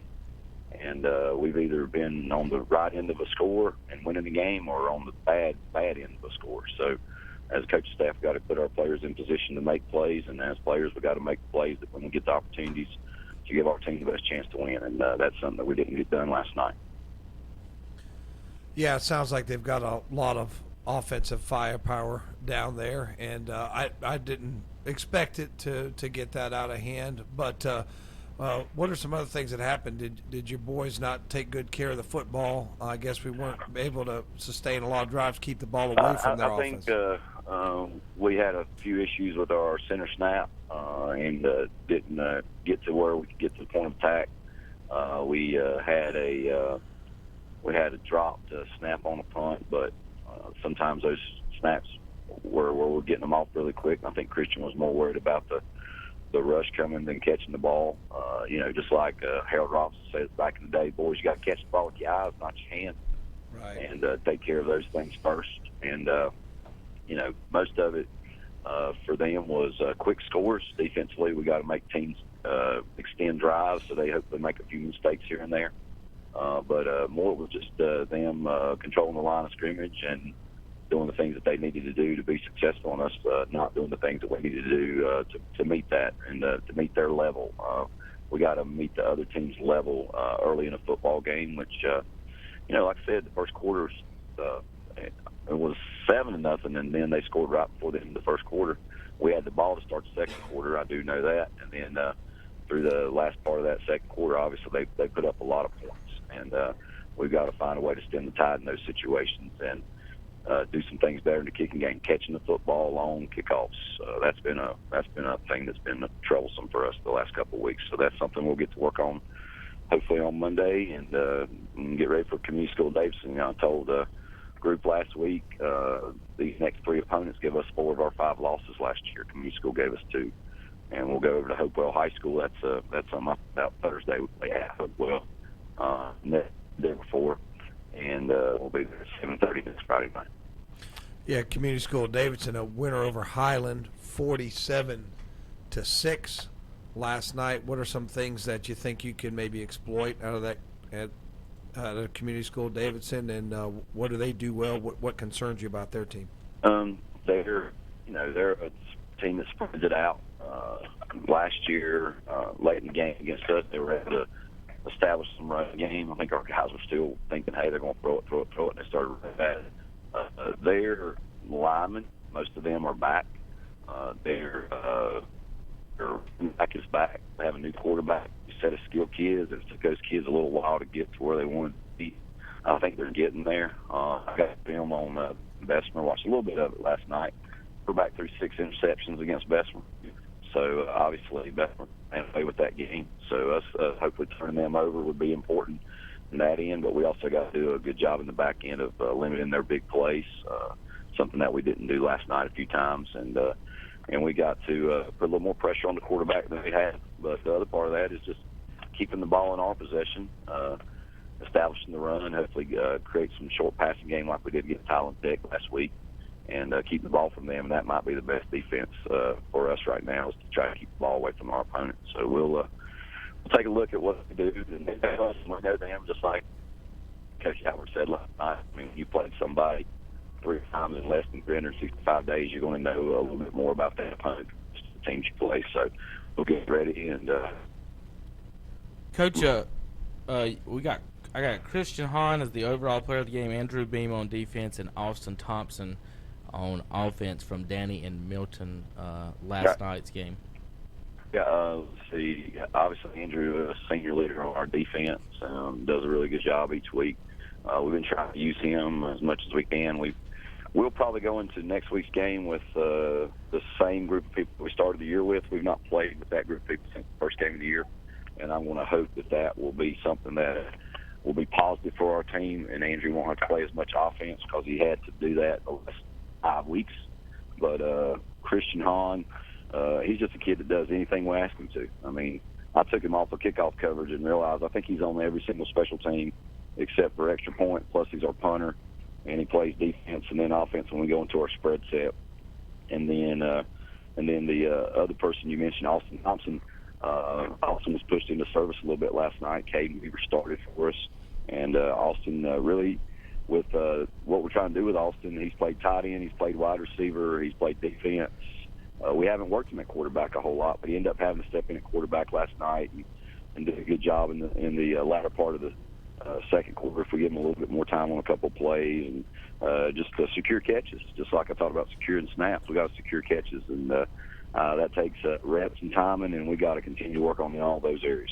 Well, Coach, I know you like to have a little fun, get a little other football on Saturday. I got a little music for you, Coach. You ready? I hear you. There you go. There you go, Coach. Did you enjoy that? That's good. These boys doubted us last weekend, Coach. Tell them they can't doubt the Mountaineers. Well, y'all are talking about the game and stats. It's all about the final stat on the scoreboard. And I hope Appalachians healed up. They had I was listening to the game while I was coming back from the Little Ironman game, and I think Appalachians second half had 0 starters in on the defensive backfield. So I'm hoping that those guys are ready today, because obviously Coastal Carolina beat Kansas a couple weeks ago, and they're a good football team. I went down there last year and saw that game, and it was a defensive struggle. So they're going to have to be on top of their game to win today, and getting ready to see the Little Ironman play at Burns. I'm standing here in the Tom Sinafani parking lot, and I'm going to enjoy the game, and then me and Landry will head up to Boone and hopefully enjoy a Mountaineer win. But if we don't win, guess what? Play again next week, and that's our approach to this coming Friday night with at Hopewell against Community School. And we'll hope that we put our best foot forward and put our best game together as the season goes. Listen, Coach, these Mountaineers are not afraid of the beach chickens at all. I think we're going to take care of them. And now that you named the parking lot, the Tom City parking lot, it will forever be known by that at KTC Broadcasting. Sorry about that, Tom. Sorry to You're you. good. You're all right. You're all right. No, Terry, don't worry about Terry, I got something for you, by the way, Terry. I'll talk to you soon, okay? All right. Thank you. All right, thank you, Coach. Have a good All right, Saturday. peace. Go Little Ironman. All right. I've got the Little Ironman jacket here behind us, Hunter. I don't know if you noticed it, but you guys were kind of talking about that last night, the Pop Warner and stuff like that. Andre didn't get to play Pop Warner because of those weight rules, and you guys were talking about the KM Elite and things like that. And so we did talk a little bit about that. What's weird about Cherryville, in Pop Warner, growing up, our football team was actually one of the best Pop Warner teams around. We got all these people from around the areas. Not everybody had Pop Warner. We had some kids from the Burns area and the West Lincoln area, and a lot of people. A lot of the Bessemer kids played here. I think Bessemer had Optimus. They were the Bessemer City Orangemen when we played. I don't think that's anymore. They still got an Optimus, but they're the Yellow Jackets now. But just remember back in them days, we had all kinds of kids from around. So we actually had some really, really good Pop Warner teams at Cherryville, and then everybody, why is the high school team? Well, a lot of people don't even live in the high school district that was playing with us. All right, we got to take another break. JP, you ready? When we come back, we got to finish up. We got to talk NFL, Major League Baseball standings, and NASCAR playoffs. Roval on KTCBroadcasting.com. Kurt's Premium Outlet at East Ridge Mall in Gastonia is celebrating, and you're invited. The event will be held this Saturday, September 28th. Check out the huge savings and join the boss in Carolina Country for our live radio remote broadcast this Saturday, September 28th from 10 a.m. until 2 p.m. Come by our booth and register to win some great prizes, including Renaissance Festival tickets, tickets to the Cleveland County Fair, free rounds of golf at Critters Mountain Golf Course, free tickets to Adventure Landing in Gastonia, free balls, t-shirts, and much more. Plus, Kurt's will have special door prizes too. So plan now to be there this Saturday, September 28th at Kurt's Premium Outlet in the former JCPenney location at East Ridge Mall in Gastonia. Open Monday through Thursday 9 to 8, Friday and Saturday 9 to 9, Sundays 12 noon till 9 p.m. Like them on Facebook too. Who are you? You're not a goat. Oh, you say you feel like a goat since you didn't buy your car from Renato Auto Mall in Shelby. And now you're putting up with a bunch of bull. Don't be like my friend here. You get no bull at Renato Honda and Renato Kia at Renato Auto Mall in Shelby. 4423 East Dixon Boulevard. Don't let another dealer get your goat.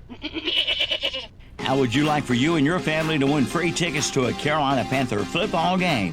Of course you would, and you can. Win 4 Carolina Panther Seattle Seahawks tickets, Carolina Panther caps and t-shirts, and $100 in fun money. Register today with no obligation to buy at Flooring America on Slater Street, Kings Mountain, at Dallas Express Pharmacy, Hoffman Street in Dallas, Carolina Hardware on the Reedsville Road in Lincoln, at Full Throttle Power Sports on Indian Walk in Lowell, at Arnold's Jewelry on South Washington Street in Shelby, at Mitchell's Kitchen on Highway 27 West in Vale, at Love's Fish Box on the Shelby Road, Kings Mountain, and at Basic Finance Company on East Dixon Boulevard in Shelby. The drawing will be held Friday, October 25th. So register today and head to the Carolina Panthers Seattle Seahawks football game on us. When you shop our local advertisers, be sure to tell them you heard it on the radio. That way they'll know that their radio dollars they spend works for them and you too. Even in today's fast-moving world, radio remains the leading media to reach more people. 93% of Americans listen to AM/FM radio over the air. TV viewership is 89%, smartphone use is 83%, and personal computer use is 50%.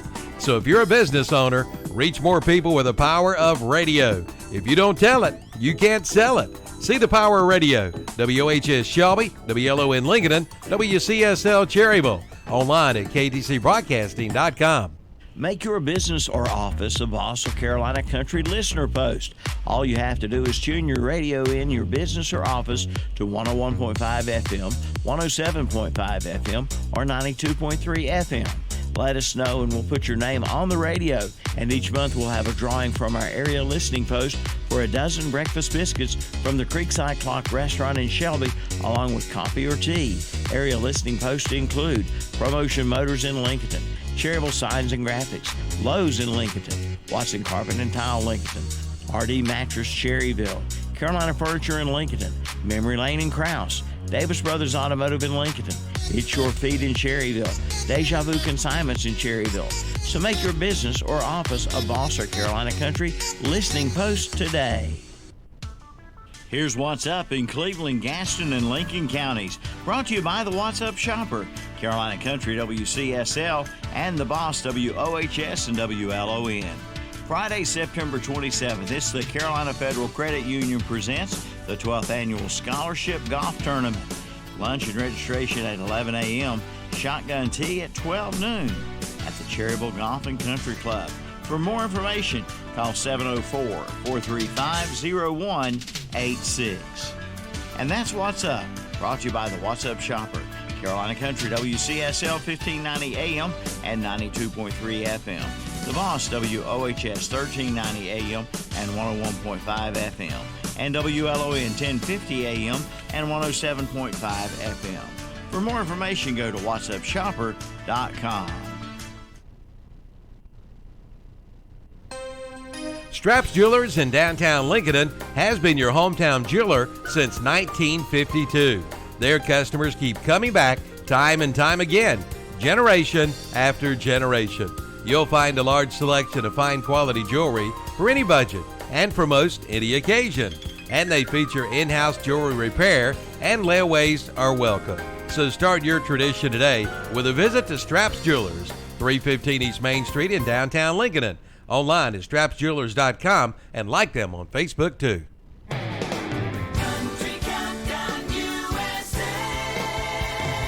I'm Lon Helton, inviting you to join me as I count down the week's top 30 with my co-host Chris Lane, who describes exactly how he popped the question to Lauren Bushnell. I popped the question in Portland, Oregon. I did it in her parents' backyard, and I have never, ever been that nervous. That's Chris Lane this week on Country Countdown USA. Country Countdown USA, Wednesday afternoons at 1 o'clock on Carolina Country WCSL.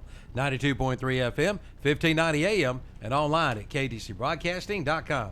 Saturday, September 28th. On the Roval at Charlotte Motor Speedway. Green flag is out, side by side. The NASCAR Xfinity Series races on the Roval. They'll go from 80 miles an hour when they leave turn 8 to 170 as they flash by me at the exit of turn 10. Austin Cindric is leading, but his gap is shrinking. Chase Briscoe into the inner loop one more time. He's trying to master the Roval. It's the Drive for the Cure 200, Saturday at 3 p.m. The Drive for Cure 200, Saturday afternoon at 3 o'clock on Carolina Country WCSL. 92.3 FM, 1590 AM, and online at ktcbroadcasting.com.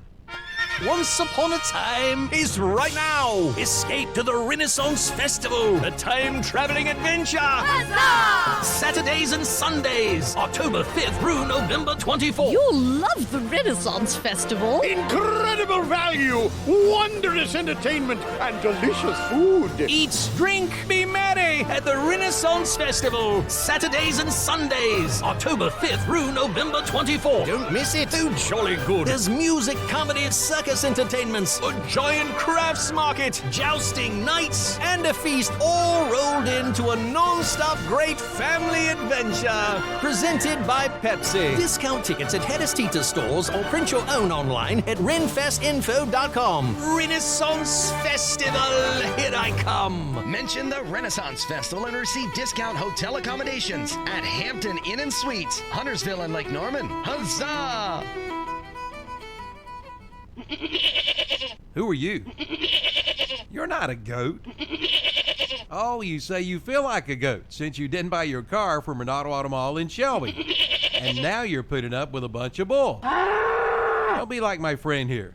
You get no bull at Renato Honda and Renato Kia at Renato Auto Mall in Shelby. 4423 East Dixon Boulevard. Don't let another dealer get your goat. With a roster full of young superstars, the sky's the limit for the 2019 Atlanta Braves, and we'll bring you every huge moment. Acuna running out of room on the warning track, leaping, made the catch. What a play by Acuna.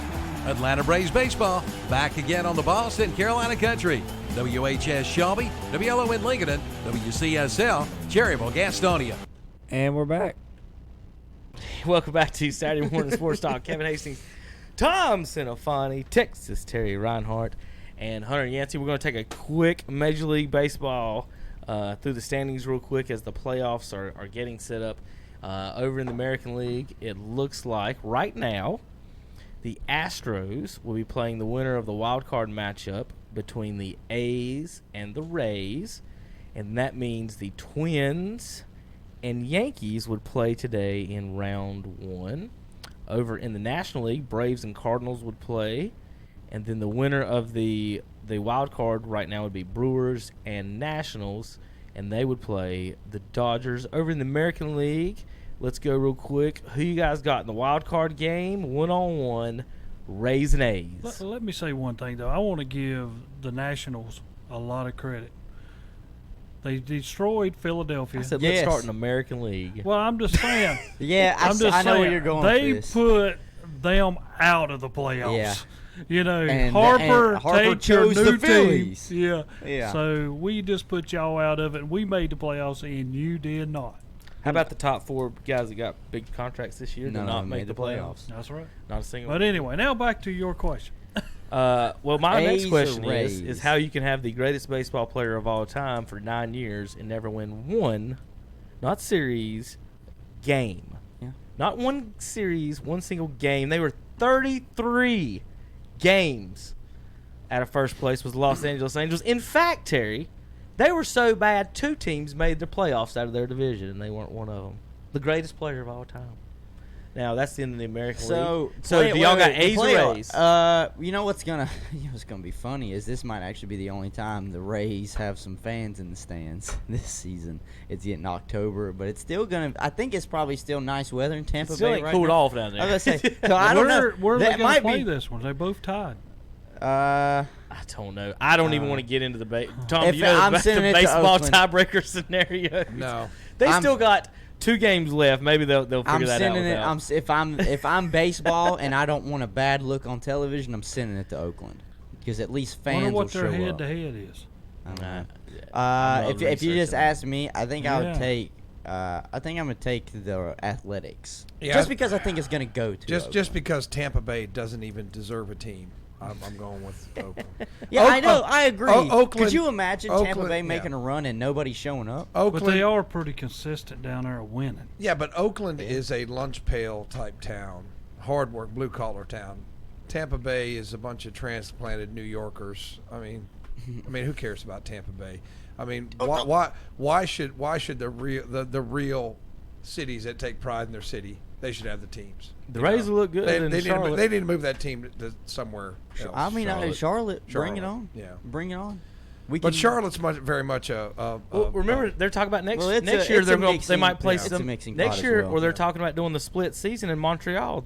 The Rays are. Remember? Now I tell you, no, move the team to Montreal because at least the people would care. They would show up. Yes, they would. I think they would. I'm trying to pull up. They won. They're They won 2 of 3 against Tampa. They're used to playing in a dome anyway, so they can need to use move the another football dome. team out of there. No, it's 4. Move them all out It's of 4-3. 4-3 A's over Rays. That's a 4-game series. So in 7 games, the A's won 4 to Oakland to play. if they tie. Yeah, So I'm taking Oakland. And Cleveland would have packed the house every playoff game. But I tell you, I told Dennis last week they had too many injuries. Kluber couldn't come back. They lost Hand.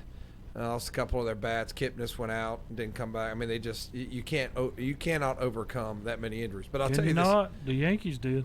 Yeah, but Cleveland just didn't have enough.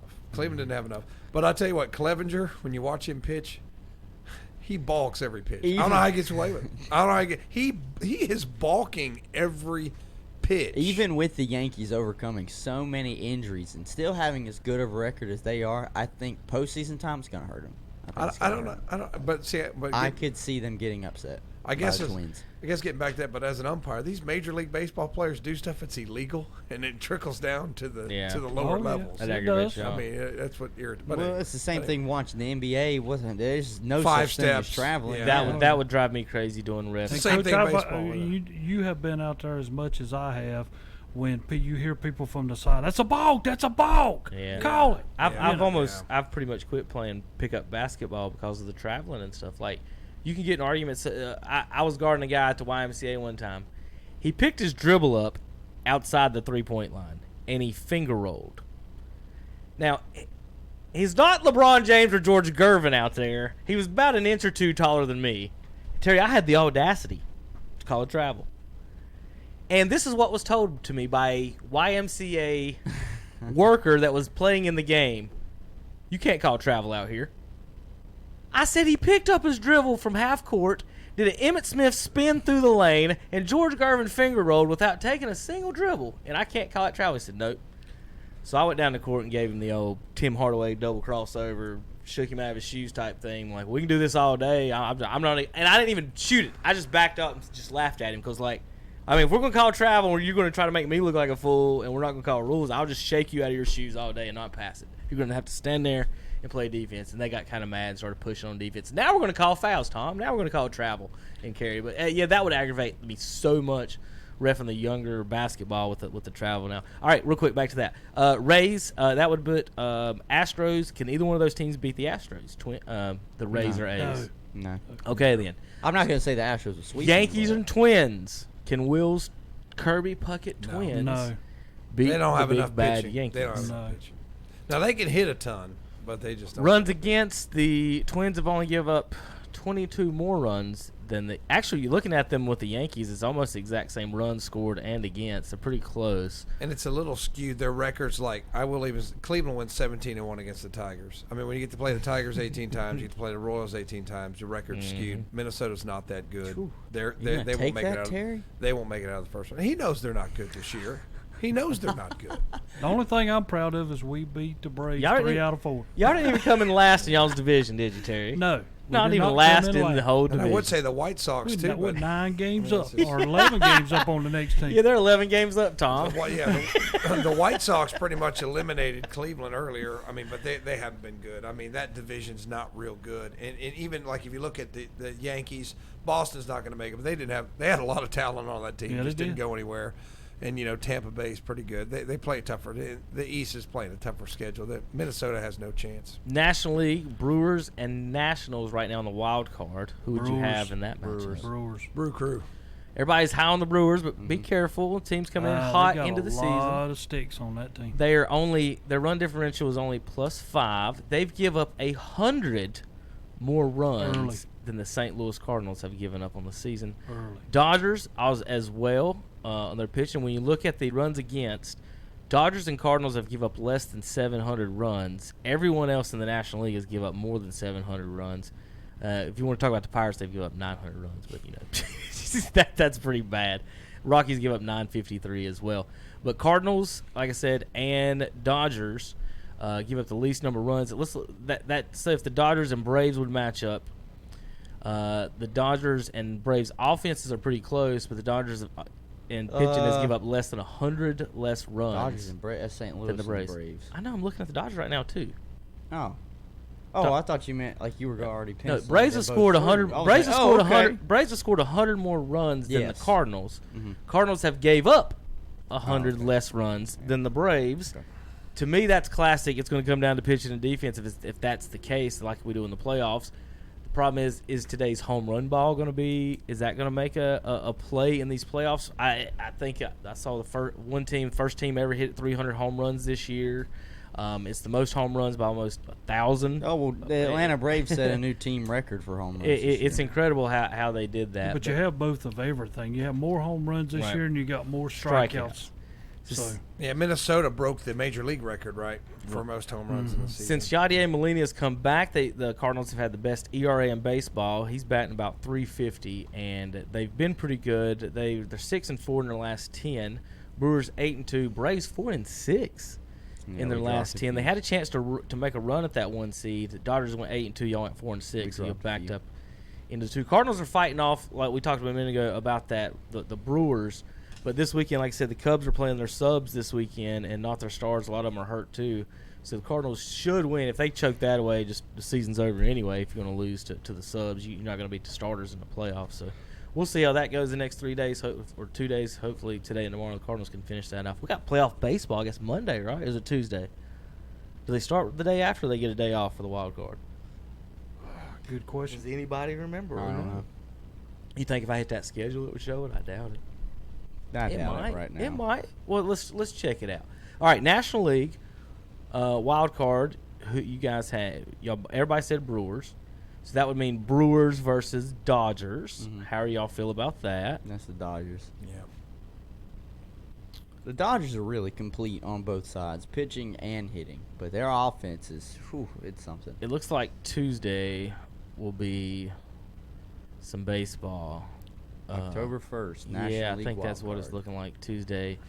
Monday, since we got a game on TBS Monday. No game scheduled for Monday, so they're going to start Tuesday. We'll have one game Tuesday night. It doesn't have who's actually going, so that means we got Braves and Cardinals. If the Cardinals can pull it out, like I said, I think it's going to be about it's playoff time. It's pitching. So how are you feeling about the Braves pitching situation? Cardinals' offense isn't that deadly. They're more of a clutch hitting team as opposed to we're just going to come out here and everybody pound it. Well, Yadier Molina, Matt Carpenter, they'll clutch hit. Well, I've been saying it for weeks. We got a big three. We got Keuchel, we've got Fried, we've got Soroka. Fulton, since he got pulled up from his little stint in the minor leagues, he's done very well on the mound as well. Tehran has struggled. He's really struggled when he comes in and pitches. So Kansas City beat him twice. I know. That's what I'm saying. He I mean, are we supposed to be afraid of him if y'all beat him 3 times? That's what I'm saying. If they have, I don't think I would be honest. I don't. If I'm Atlanta, I'm trying my hardest, and it's gonna sound bad. I'm trying my hardest not to have him pitch in the series if I don't have to, because unfortunately the way he's played this year, it's just gonna be a loss. And I'm surprised they didn't demote him.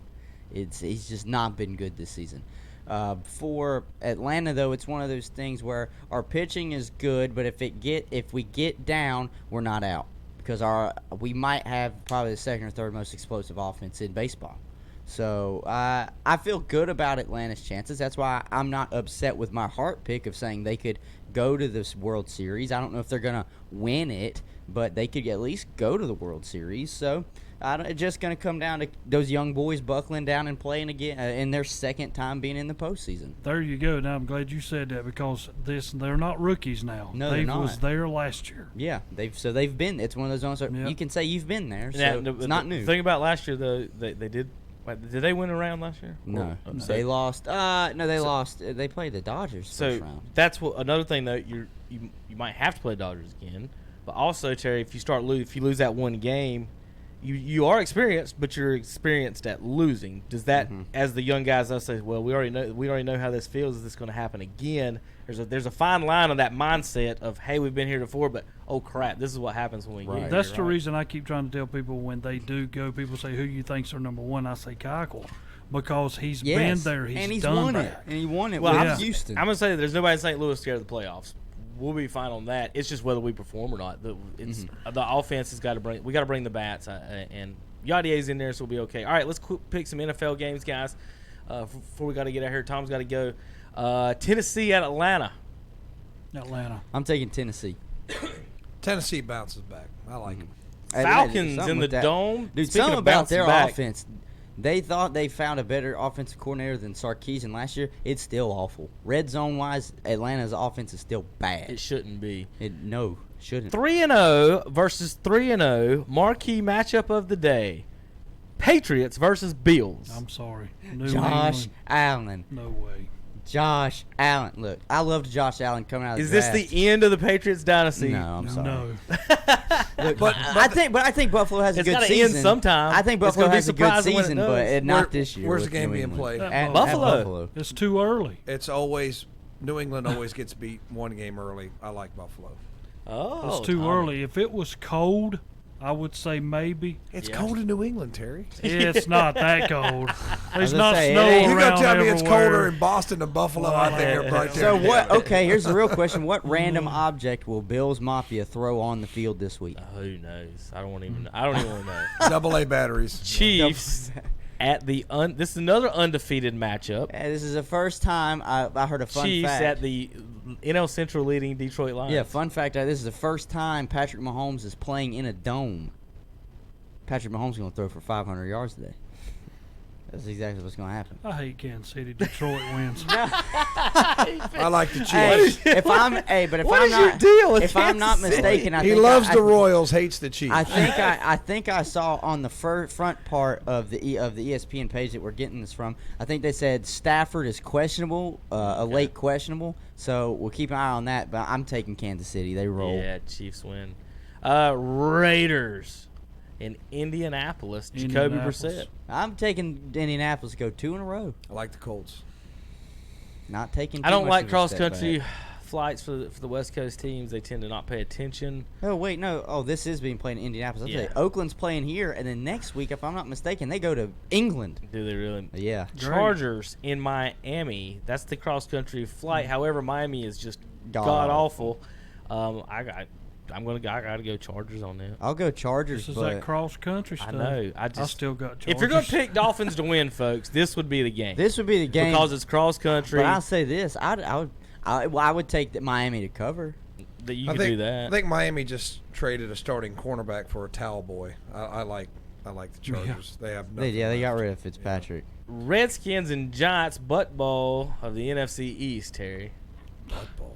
You know, they brought in Jones, and he looked very impressive. But, I mean, now you're going to go against Redskins. Redskins have to win. I'm going to take Washington on the road. Giants. I like the Jones. Barkley's out, right? Barkley's out for a substantial amount of time, too. High ankle sprain. Who's starting? Case Keenum is starting. Okay. They've announced Case Keenum. See, this is what's so crazy. Get this. I'm going to say this now. I was reading about it because Case Keenum missed practice early in the week with a foot injury.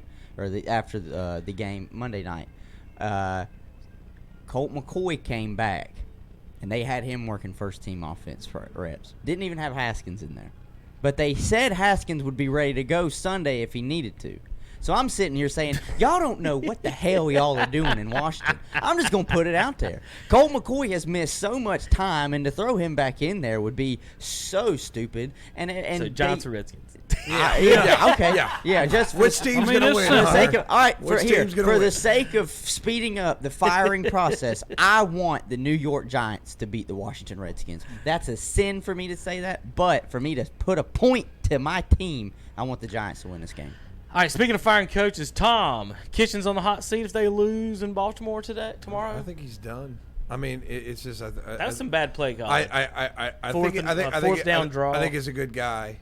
And it's my team, and he's done. He's a quarterback whisperer, but I think he's folding under the pressure. I mean, it's a big stage. Could you not It's just different. take away his offensive play calling then? If he But wants that's what to they stay the hired him head for. coach? That's why he was there. That's why they put him in the building. So I what would know, he but do? maybe he can't. Maybe he can't juggle John head Dorsey coach being the and GM this. makes me think that they could fire him early and then hire a experienced coach. And I hate it because I think he's a good guy. He tried to hire Baker's man. I agree too. I think he's over his head. There's a difference between calling plays every day and then managing a football team. It's two completely different jobs. You got all the penalties. That's not a good sign. Now, with all that said, they're in Baltimore. Tom, what you got? My heart is Cleveland. My mind tells me Baltimore. Well, before this season, I wasn't that big on Baltimore. Early on, these running quarterbacks do well a lot of times. As you know, but they say Cam got hurt last year, but they were 6-2 last year. The Heat, the running quarterbacks, you don't know what plays are running.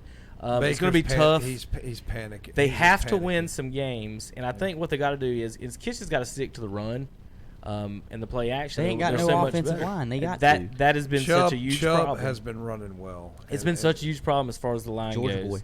boy. Is that they're going to have some trouble. It's still going to be a close game. I think it's going to be close. I think that they've got enough to stay with them, but you got to remember, everybody talks about Baker Freddie. They still got 3 starters in the secondary out. Yeah. I mean, it's hard. And then Cooper Kupp had 111 yards, and who's the other kid? The Brooks for Brandon Cooks. Cooks for the Rams. I mean, they had big games. Panther. Well, we're gonna get to that in a second in the segment. Bucks at Rams. Let's get these quick through, guys. Rams. Seahawks at Arizona Cardinals. Seattle. Seahawks. Yeah. Vikings at Chicago. I'm gonna take Chicago. $132 tickets. Yeah, I got Chicago. I like the Vikes. Chicago's been playing above I think their both teams' defenses are decent. It's They the stole a win. summer. Chicago stole a win. They should have got beat by This Denver. isn't cold weather. I'm going to go with the better quarterback, Kirk Cousins, in the Minnesota Vikings. Jacksonville Jaguars in Denver. Both teams really need to win here. Give me Garner Minshew and the Jacksonville Jaguars.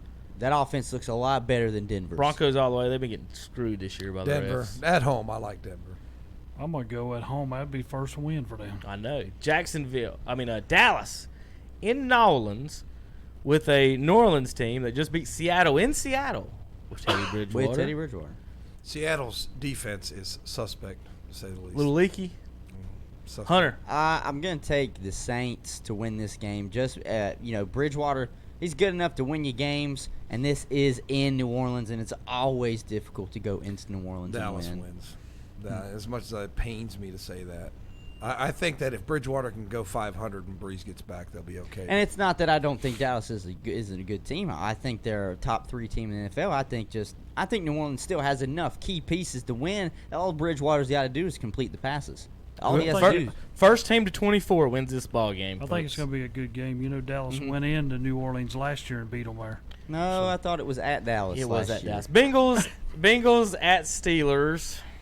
That's going to be a dumpster fire of Monday night football, game. folks. Let's watch this. Mason Rudolph versus Andy Dalton. All right, real quick, news out of Carolina. Carolina said in a video released Friday that he was hiding just how much his left foot sprain Carolina was hurting. said that, or Cam said that? Cam said in his video. He appeared smoking a cigar and drinking wine. This is after 3 or 4 days ago. He's riding with a hurt foot on a motorcycle around town. He's turning into Johnny. He's turning into Johnny Manziel. He's not taking an Uber. He's not taking a taxi. He's not driving his Ford. Whatever You're Cam truck that he Newton. flipped You don't over. take an Uber, Kevin. Cam Newton's. You know not what you gonna don't do, take an Tom? You don't Uber. ride a motorcycle. And in here- in a walking and boot. what you is take that? an Uber if you have to. And what are those? What is his comments there in quotations? He goes shopping in his What in his, are the in his what's the scarf. Have you comment seen he those said shopping down pictures there?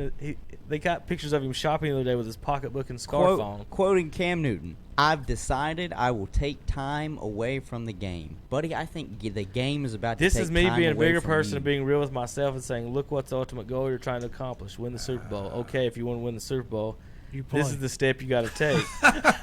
It could be very well a week. It could be 2 weeks. It could be 3 weeks. It could be 4 weeks. It could be 6 weeks. But I have to understand and know that it takes that time. I trust in the team, and we will still be great in that situation. Now, with all that said, Terry, yes, we do this all the time. Eli Manning got benched after going 0-2. Eli Manning won 2 Super Bowls, beat Tom Brady. Tony Romo never had a losing season. His 4th-round backup won 3 games, and Tony Romo lost his job due to injury. Tony Romo wasn't even drafted, was he? No. He was bagging groceries. So after 8 seasons, never have a losing season, after 3 losses, he loses his job to injury. They used to say this couldn't happen, to a 4th-round quarterback. Okay. Cam Newton, in the last 8 games, they've lost 6. I mean, he's lost 6 of them with no touchdowns, and Kyle Allen's got what, 4 touchdowns in the 2 games? In one game, and then 1 in the other one. Yeah. I think 2 in the other. So he's got 6 touchdowns. Kyle Allen's won only 2 games in the last 8 starts. How can you sit there and close your eyes and say, Dak Prescott wins 3 games. It's his football team. They win now. Kyle Allen's won all the wins in the last 8. Cam's been hurt year after year after year. Little hurt. Obviously, he's not honest with how much he gets hurt. In 8 seasons, Terry, how many losing seasons has he had? 5. In 8 seasons, 5 seasons, Cam Newton has had a losing record. In 8 seasons of starting, Tony Romo never had a losing record in his career. Look it up, boys. That's the facts.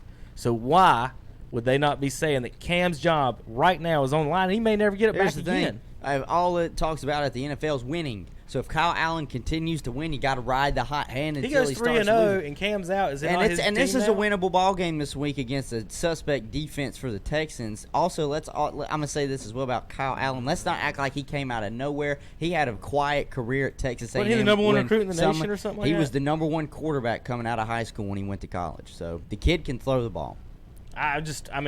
But we never picked the winner of the Panthers-Texans game. Or what is it? And I said this when it happened, Terry, and it wasn't that I didn't want him to win it. I said when Cam Newton won that MVP, it was going to be the worst thing that ever happened to them because it said this is the standard, Cam. Think about if this is your standard to be MVP, then why do you need to practice? Yeah. Why? Because you're doing it. Because think about it. He always says, "I'm doing it my way. I'm always wrong. I'm going to do it my way. I'm not going to do it the way you say. I'm not going to do it any way else."